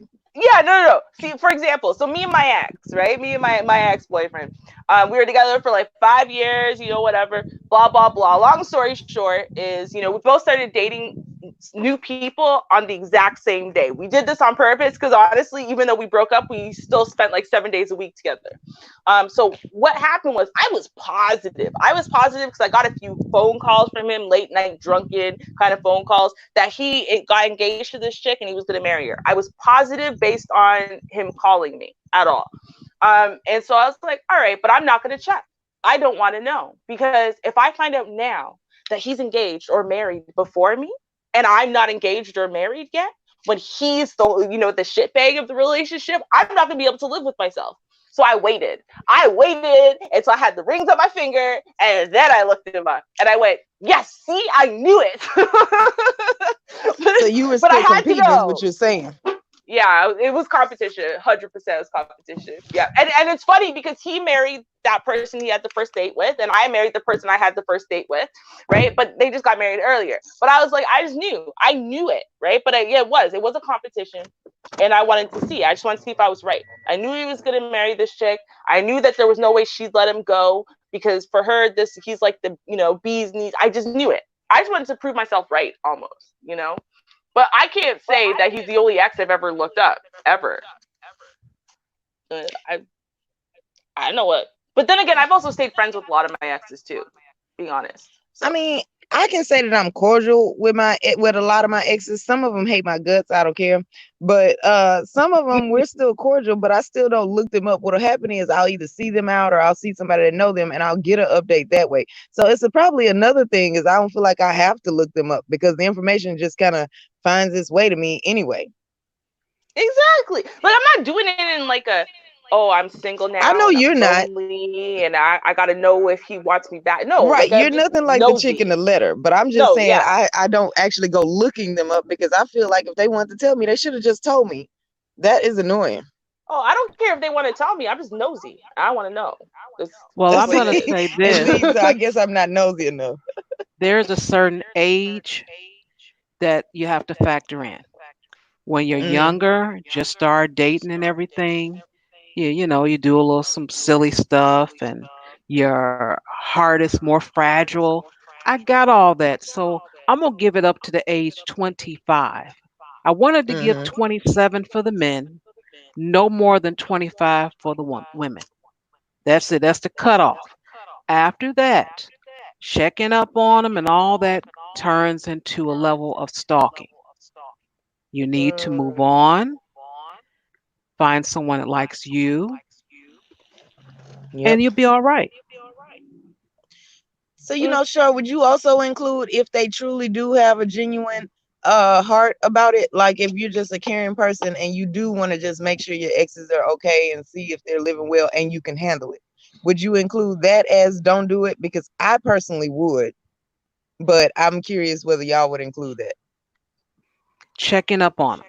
Is that what you're saying? As in what they doing on Yeah, Facebook like and if let's say we meet that Instagram? unicorn woman who literally has a genuine heart of gold and she wants to see if her exes are okay, right? So she picks one of them that she was kind of worried about and she just looks in to see if he's doing okay. She finds out he's doing okay and then she doesn't stalk him. But I would say still not to do that either.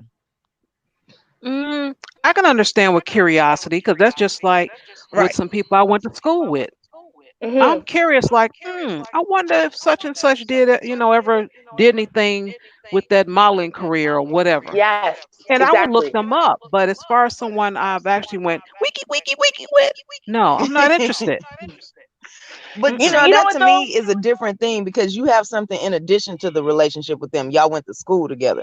That's addition to just like I'm talking about somebody that you didn't grow up with. You met as an adult, y'all dated, it didn't work out. Because see, we go to reunions. That's a normal thing. We're all curious about what happened to the people we spent 4 years with.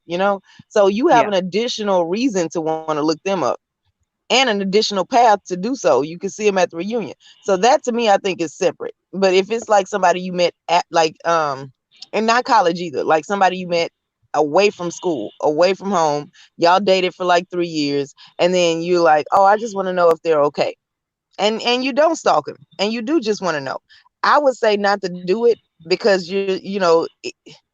to me, it feels like you're still not moving on. This is not a person you have kids with. You're still trying to look into the past, is what I think. See, okay, Now and I'm that I'm not going to say that's an issue because I'm not looking them up to contact them to see Okay. what who they're sleeping with. right. So that's different. Right. See, like to me, Okay. okay, right? Because it's something I would do because I'm nosy. Um, but what it is, I think it has to do with the emotions attached to it, and you can't lie to yourself about it. So, for example, let's say that you're going to look up an ex who demolished your heart and soul, took you years and years and years to get over it. You're now finally on a good path. And then in a moment of being, you're reminiscing about the past, you go look them up. To me, that's a bad idea. Why? Because the Mm-hmm. emotion attached to it. You're looking them up and it's reminiscent. You're thinking about how they broke your heart and how they used to make you laugh and blah blah blah. So that's why you're looking. I think that's very different than going, I wonder what happened to blah blah blah. Right? I'm Yes. that person where I'll be like, oh, I wonder what happened to so and so. And I wonder about that ex in the same way I wonder about the friend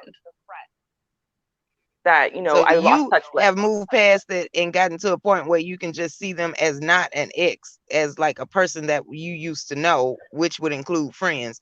But yeah, okay, I see where you're coming from. Yeah, and a lot of my relationships are also friendshipy.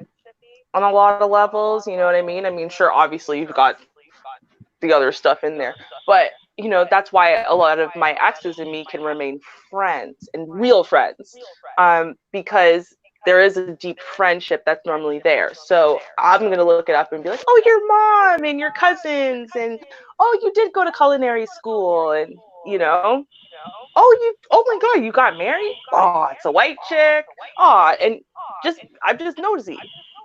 Like, I'm going to close that later, I'll move on to the next person, and I don't really care. Like, it's not gonna haunt my soul or anything.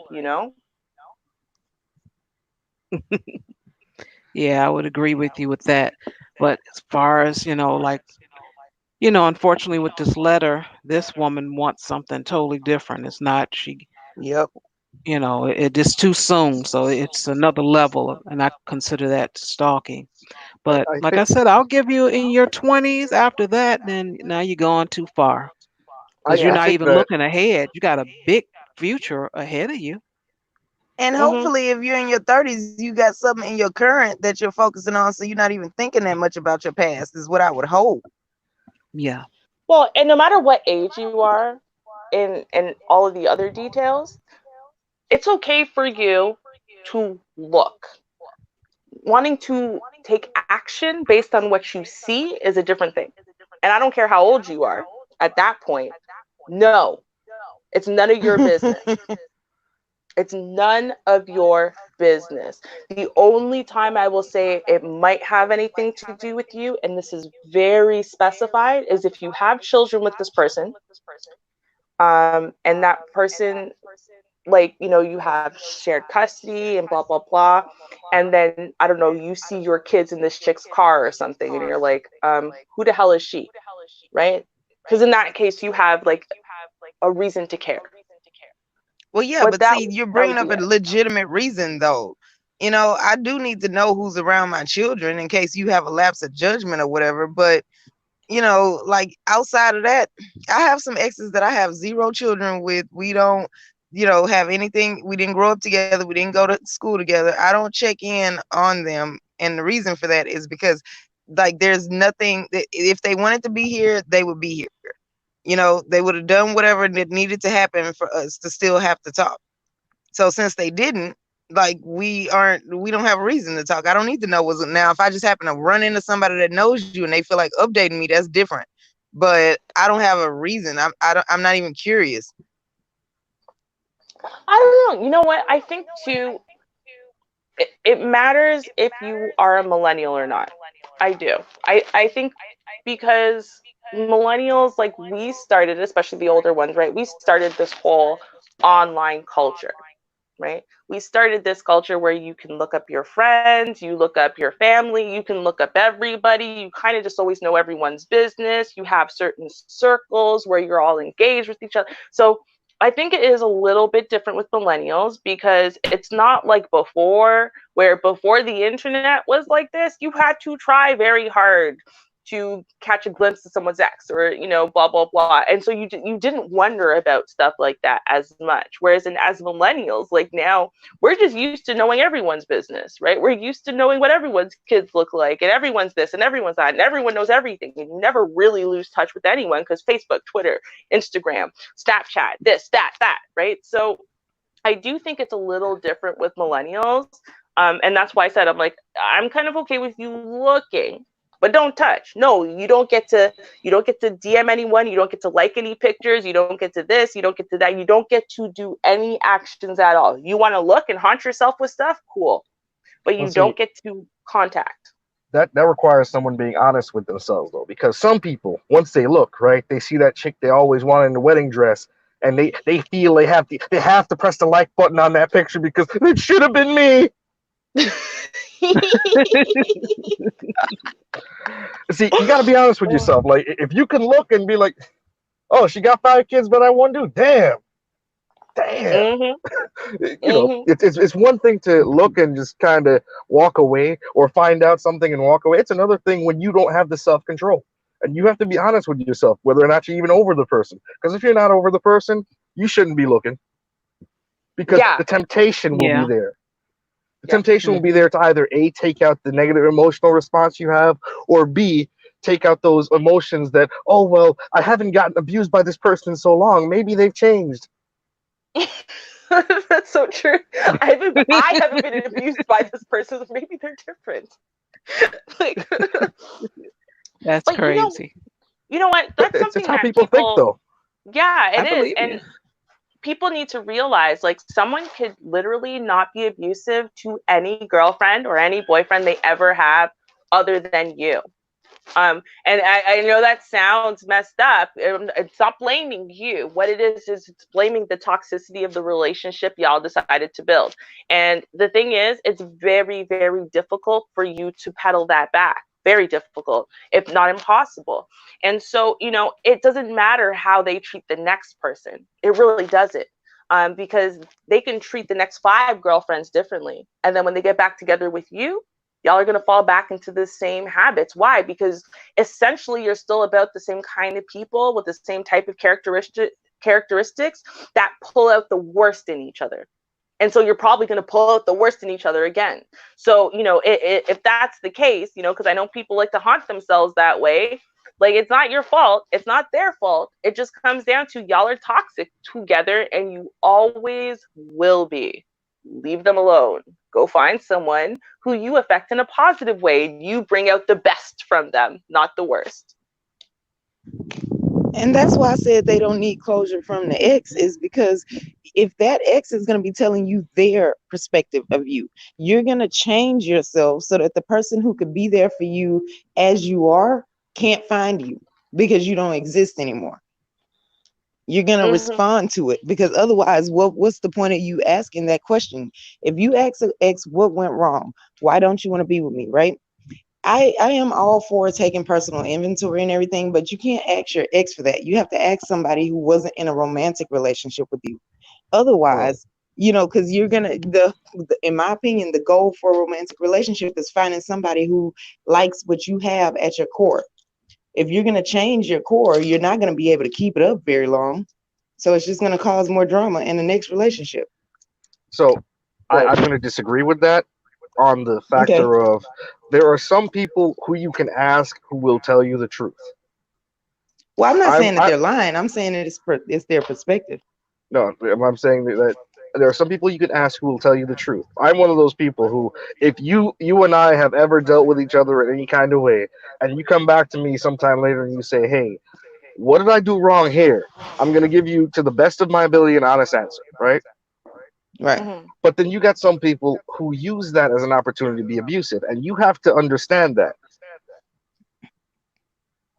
Because Well, if you got somebody that says, "Oh, well, you'll never be a good man," yep. well, when now you know that this is not the person who you need to be asking for answers, and probably the problem, based on what you just heard, is that they would never be able to see you as a good man, and that relationship was never going to work. Yeah. Well, I'm not saying that the person will be lying. What I'm saying is, if you ask a person what went wrong and they say, "Oh, well, you're too clingy," right? If you are clingy at your core, that's what you need in a relationship to function. If you try to be independent with the next guy because you don't want that hurt anymore, eventually you're going to fall back into clingy. So you have to get a guy that respects and likes clingy. That's, any relationship you get where you're trying to avoid that is not going to work. So I'm not saying that the person is lying. What I'm saying is they're not giving you a broad enough view to where you can still be you and move on to the next person to figure out, because you have to sift through the guys to see which ones would appreciate what you bring to the table. So it And doesn't mean that that's not a good guy. It just means y'all two didn't work out. Don't well, change everything about you trying to get that person back or believing that their word is law, because then the person that likes what you have to offer that's looking for you can't find you because you changed Yep. yourself now. So I'm going to be they're with not Chandra on lying. They're that. telling you what they believe to be the truth. When they look back at the relationship, they say you were too clingy, but that's not you are a clingy person. That is, I don't like clingy and you are. That's two different statements in my opinion. And with Chandra, I'm going to agree with him. I disagree with you as well because it can be something that it'd be a good tool if you get the truth. Right. And I'll give you an example. I found out, and this wasn't even a relationship. This was just learning from people that I was around, I found out that I used to be very what is that word? Now I can't think of the darn word. Let me see. If you make, I'm trying to see if I can describe it. Okay. If you make a joke out of everything, Ah. what is that Flippant. considered? Not flippant. It's another word. Why can't I think of the word? I had the word a second ago. Mm, mm, mm. I don't That's a do. darn shame. Man, and I'm so good at words, but no, this one's escaping me. Well, we're going to use flippant until the word come up. So I was very Sarcastic? flippant. Thank Yeah. you. Yeah. Sarcastic. Okay. All right. And I didn't realize it. But once I was told that, I stopped and thought about it. And it was true. Mm. And I didn't like that. But I understood. I tried to figure out why was I doing that. And I realized it was something that I was dealing with. So that information actually helped me. It was the truth. I analyzed it. It wasn't my core. It was something I could change. I didn't like that about me. And I was able to change that. Right. So it's good if you can get the truth from someone, and you may not. Now, I understand that I wasn't dating the people that told me this, but if I would have asked the person that I was dating at the time, I might not have gotten that answer. Hmm. But that, like I said, just knowing that and finding it out, that did help me in my 20s. I needed Hmm. that. That Right. really helped me out. Would you say Well. that was a defense mechanism for you? It was. Mm. And that's It something was. we need to become aware of every time we encounter someone or deal with someone. What are some of the defense mechanisms we show? Are we too defensive at times? Are we too Right. aggressive? Yep. Yep. Absolutely. And And just it's the same thing as like with the clingy, right? Like that's not actually functional. It's not functional to be clingy. It's one thing to like having quality time with someone, for example, just like it's okay for you to maybe, like sarcasm as a mode of humor.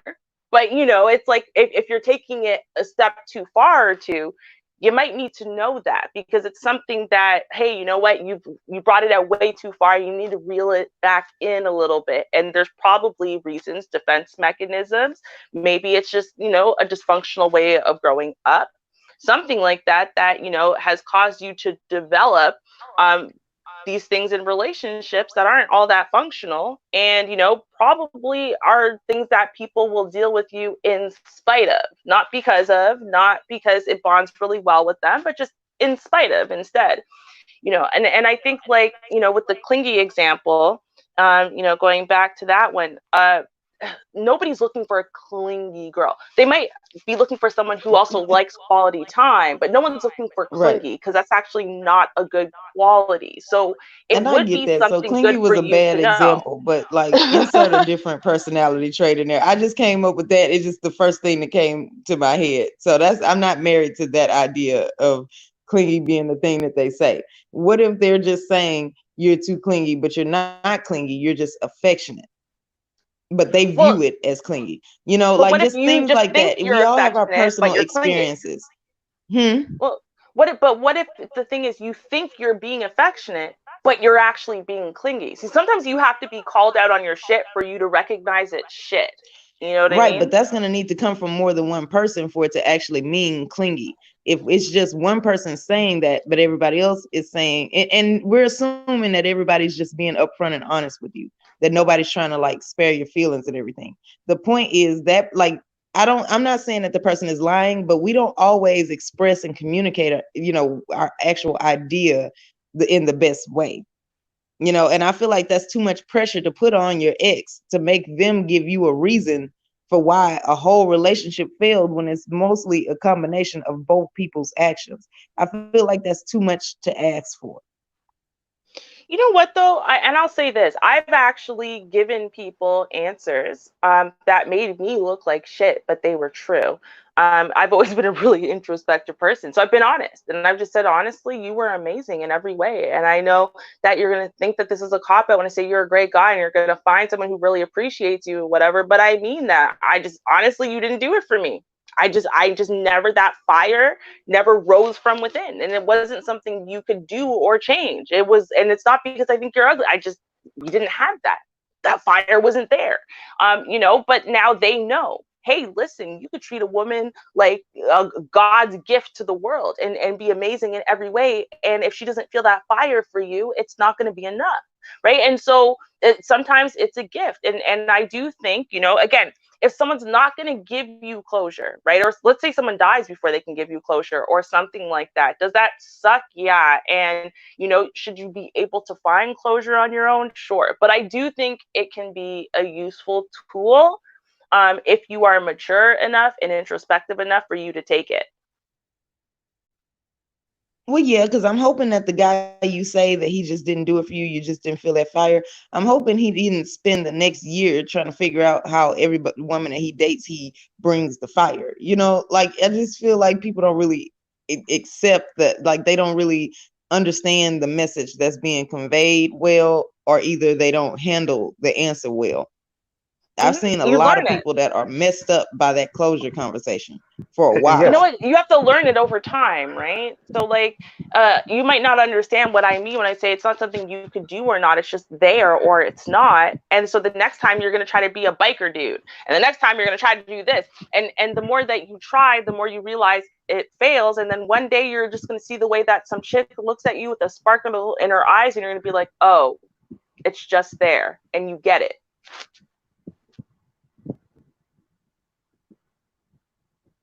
Like sometimes it just happens, like, and that's the thing. It's like these closure conversations don't have to have an immediate payoff. I mean, you hope that they do, of course, but sometimes the payoff isn't for 5 or 10 years, or not until you meet the man or woman of your dreams that it clicks into place and you suddenly get it, but you needed to have that conversation 10 years ago for it to be useful today. Well, if you had that conversation 10 years ago, you still wouldn't get it until you meet the person that you see that spark. So that's the whole reason why I say that, is because it's not going to make sense until it makes sense. So it's just kind of like, why? Well, do you not say the thing that needs to be said because it won't be understood, or do you say it and risk it not being understood until it's understood? Well, and that's the part that I'm torn on. Like, so I kind of feel like you could say something that would start that person down that path to where they come up with that idea on their own, because they're not going to be able to use it right anyway until they meet up with what it is you're saying. So I don't know, to be honest with you. I personally believe if you drop the nugget of wisdom in someone's lap, they can treat it like gold or they can treat it like coal. But at the end of the day, it's up to them to see how they use it. Yeah, absolutely. Hey, I've gotten advice about the way that I speak to people, right? I didn't understand the power of my words. I felt so personally inferior almost, and I felt like my feelings were just hurt so much more than everyone else's, so much bigger than everyone else's, and I felt like I wasn't making any impact at all with the daggers that I would throw verbally. And it took a couple people telling me, both in relationships and friends, for it to process one day. One day it just clicked. I did it.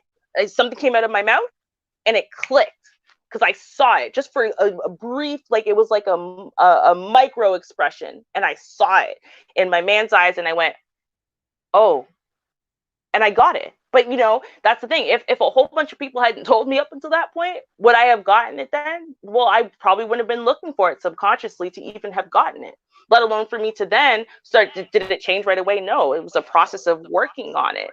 But, I'm very grateful for those people who were brave enough to tell me, despite my silver tongue, that, words hurt. Because I didn't get my words hurt. I got everyone else's words hurt me. I just didn't think my words hurt. Well, thanks for sharing that. Because we all grow, we actually learn if we listen and pay attention. What is that? We have 2 ears and 1 mouth for a reason. If we actually would listen, you'd be surprised what you can take in and learn. You Hmm. really be surprised.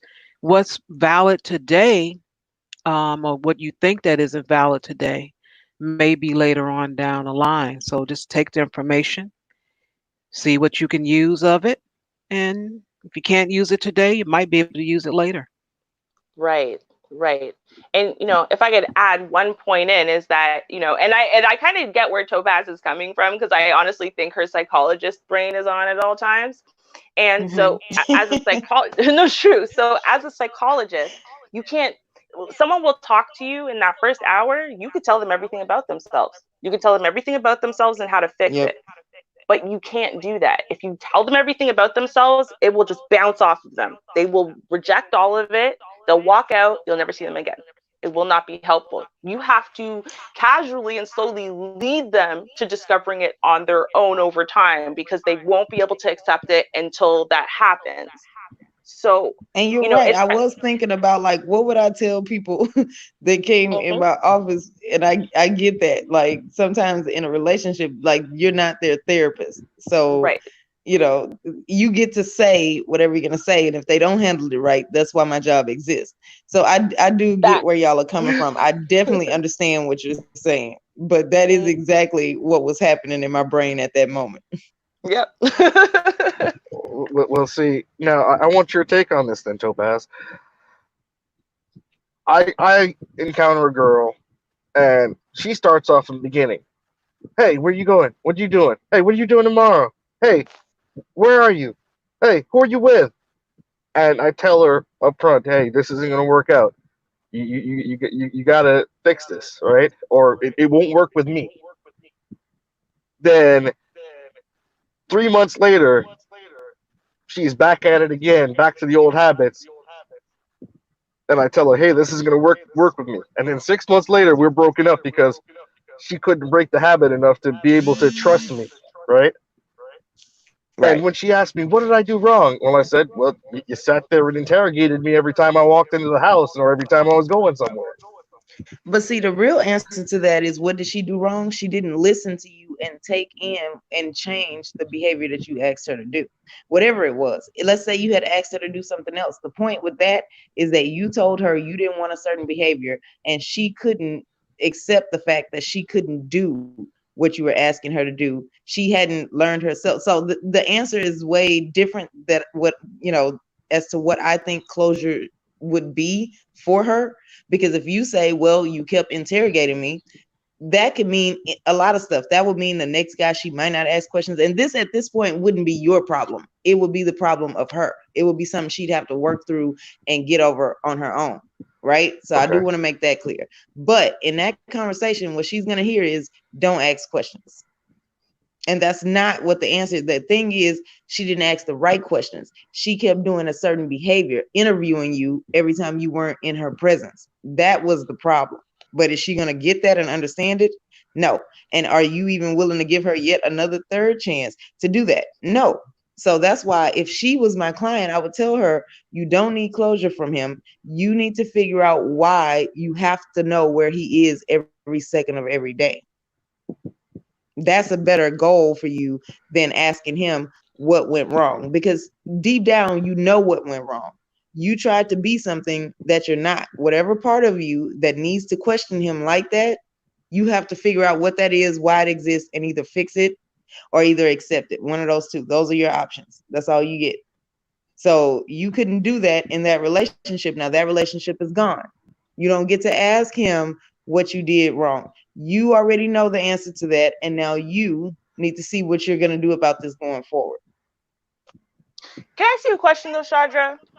Yes. So, okay, with this happening, right? Like two questions, I guess. Which the first one is, did you ever have a discussion about why she felt the need to ask all of those questions? A, and B, my second question is, if she didn't ask you, did you volunteer any information, or was it like, well, when I'm not with you, it's none of your business? So for me, for the most part, it's I will share what I choose to share. I'm selective about what I share, And if I choose to share, it's because I feel you're important enough to share it with. Okay. And I made that clear in one of my discussions with her at that time, actually. Okay. So they did But talk about it. And see, he has his own reasons as to why what he needs in a relationship is to not have all those that many questions like that about his coming and going when he's not around you. You know, for him that represents trust. So that's his own experience, and she can't take that away from him because she has a need to know where he is all of the time. Well, no, but I do think that, for example, there could be compromises reached if the rest of the relationship is something you think is worth, having. Because see, I'm the kind of person, for example, right, is I will feel a lot of insecurity if I have no idea where you are, what you're doing, whatever. When you're with me, you're with me. When you're not, don't worry about it. I don't function well under that premise. But I also don't function well under the premise where I have to be a detective or an interrogator or whatever. I don't want to do that either. So the compromise really is, if you just volunteer information, then I'll just accept the information you give me, and then we both win. Because then you're not getting interrogated, you're not doing whatever. You don't have to sit there and tell me every little detail of your life. Just, yeah, I was hanging out with my boys earlier or whatever. Cool. How was it? Do you have a good time? Yeah, great. Right. And so there's a compromise both ways there.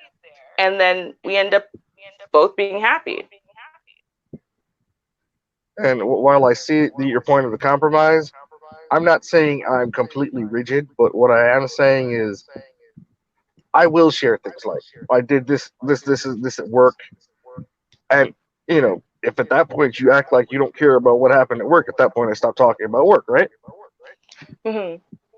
No, if the next week you're like, hey, what are you doing at around the exact same time after I told you, when I normally have work, then it's kind of like, no, you didn't care the Fair enough. last time. Why are you asking me now? Yeah. Right. Yeah.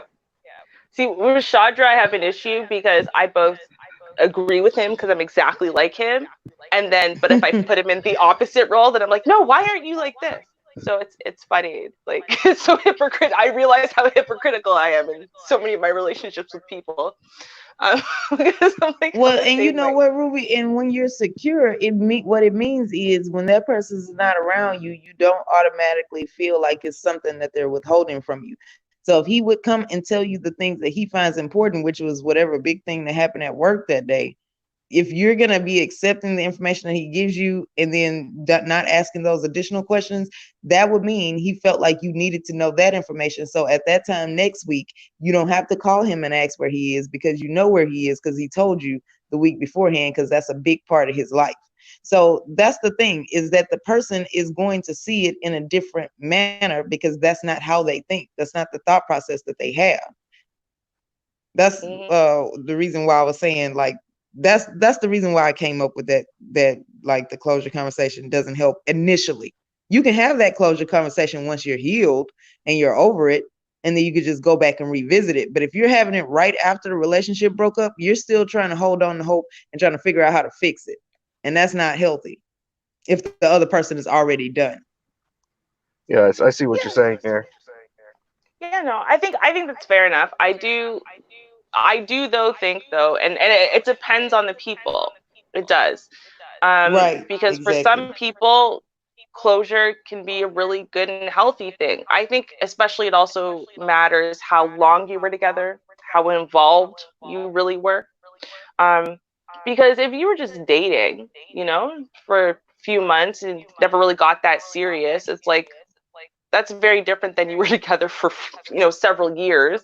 Your lives were really involved, and now this person's going to be like, it's over, and walk out the door. Yeah, I do think some immediate closure is kind of necessary at that point, right? Because I mean, you're that's that's some pretty deep involvement. Your lives are pretty deeply entwined at that point, doing holidays together, living together, blah blah blah.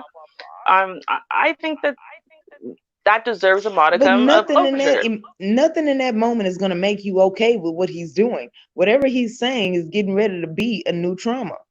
It's not going Exactly. to be okay. Yes. It will. It absolutely would. For someone like me, especially, yes, because the worst thing for me is not knowing. I don't Right. really care what. That's why for me, honesty and openness is a tenet of relationships for me, where fidelity is not.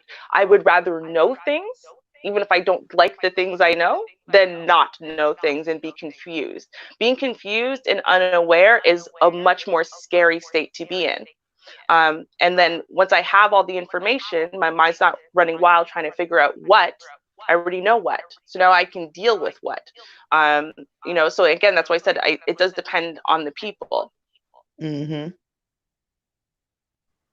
And sometimes people actually shouldn't know certain things, right?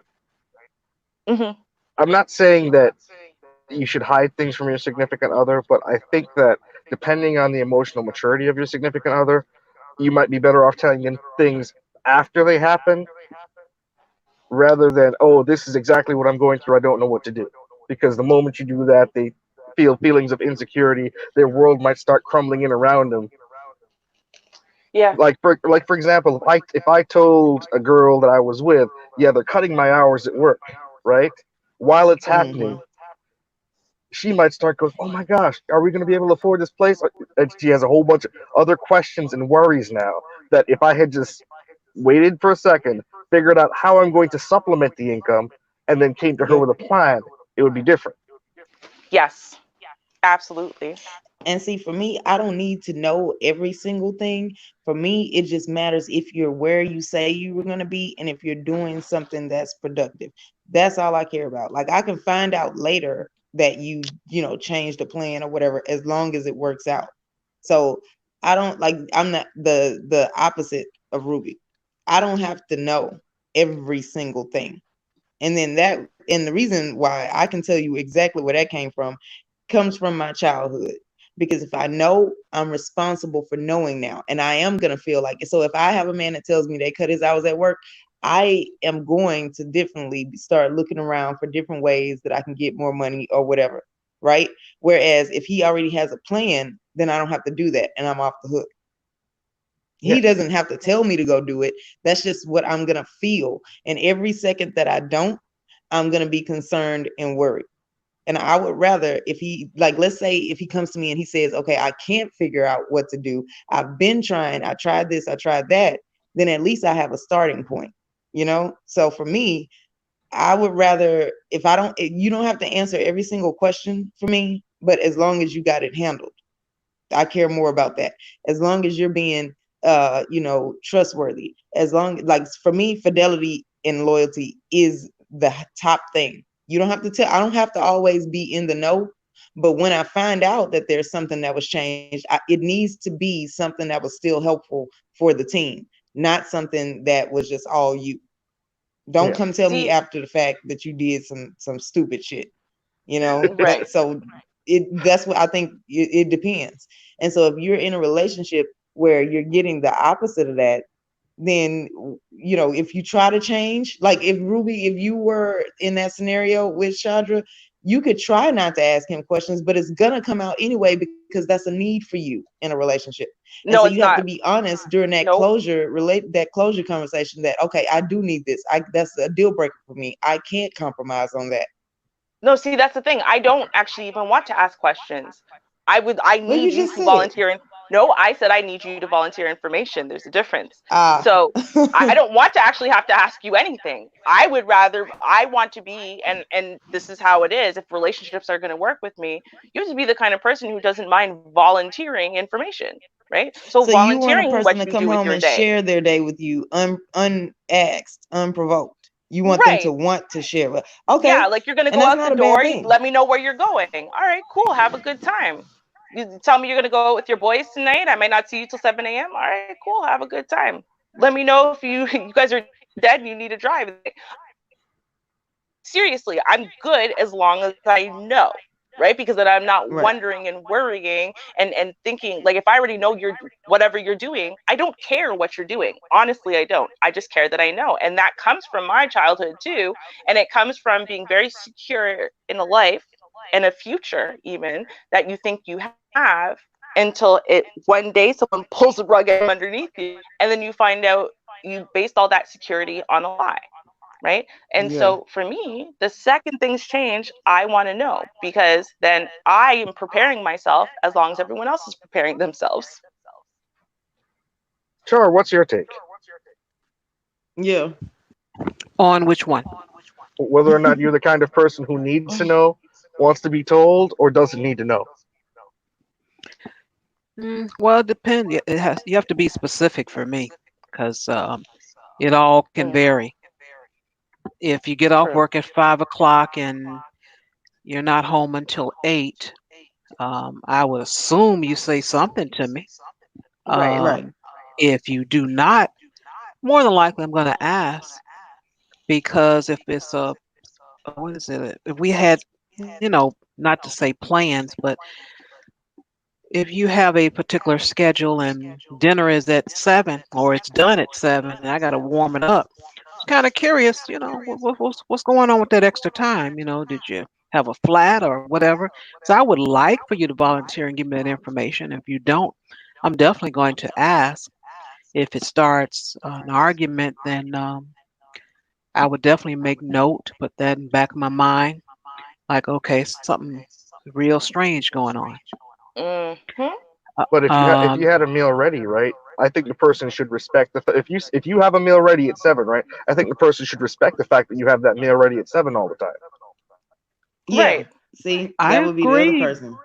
That's why I would think the person would say something when they come in the door.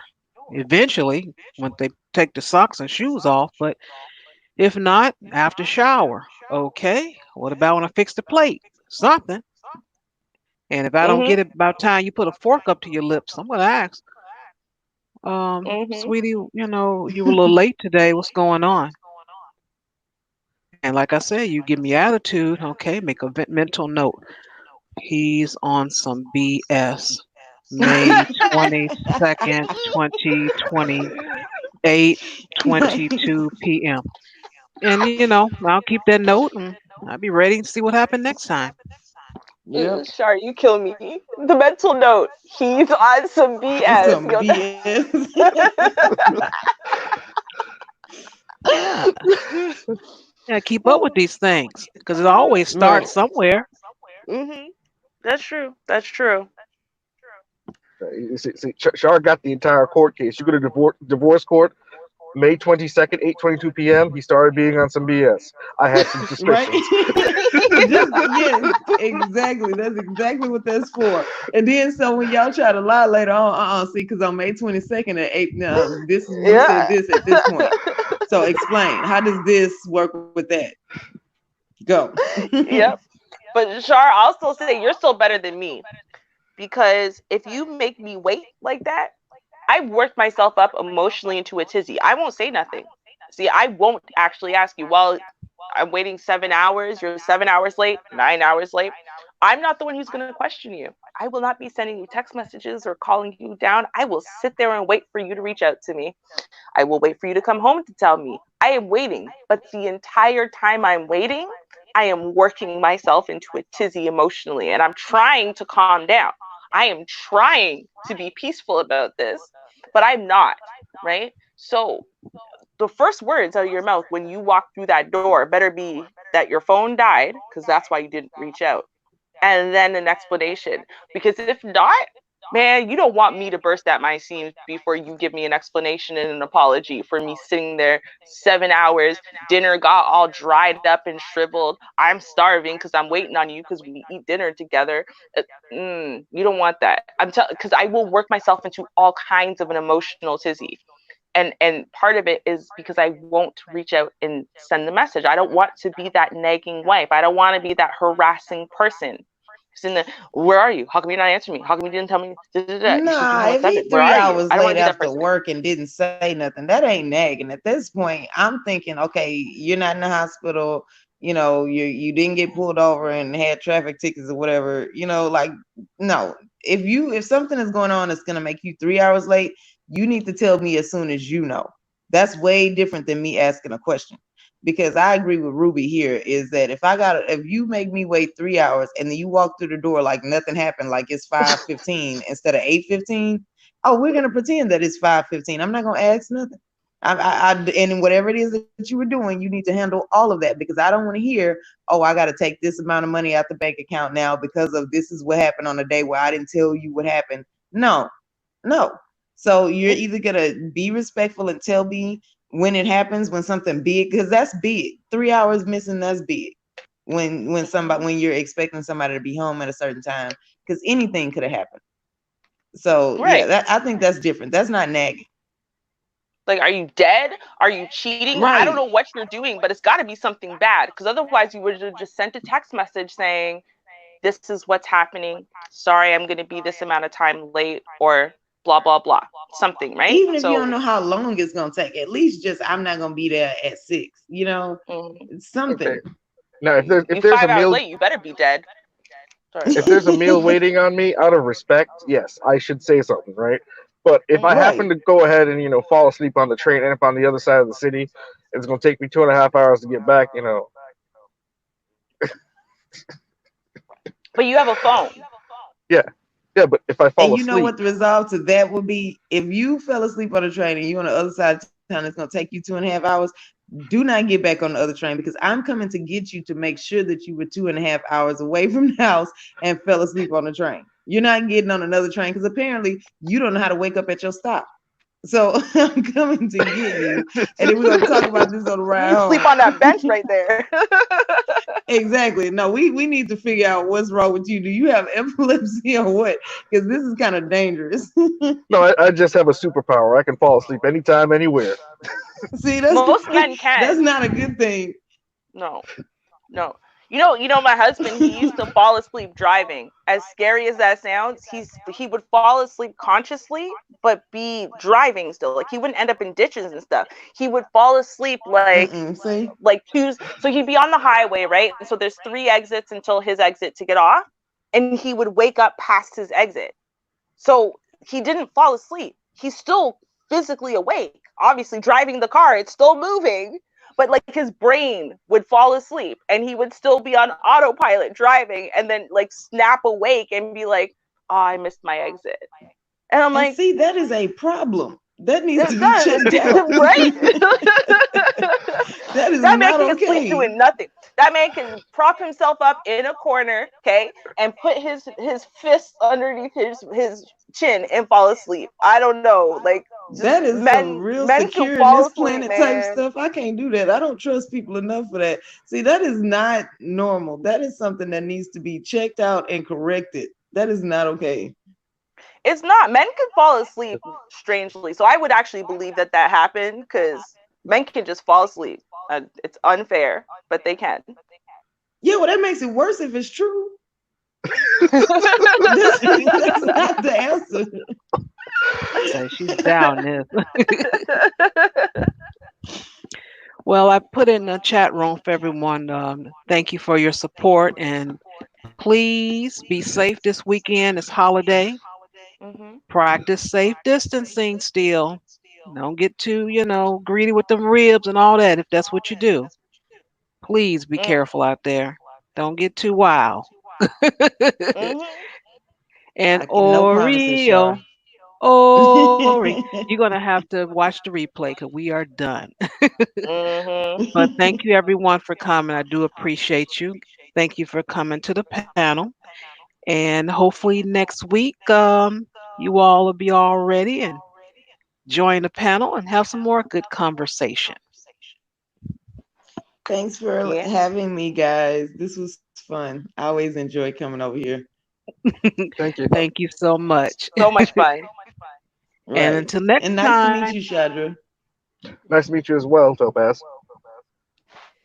And until next time, peace. Cheers.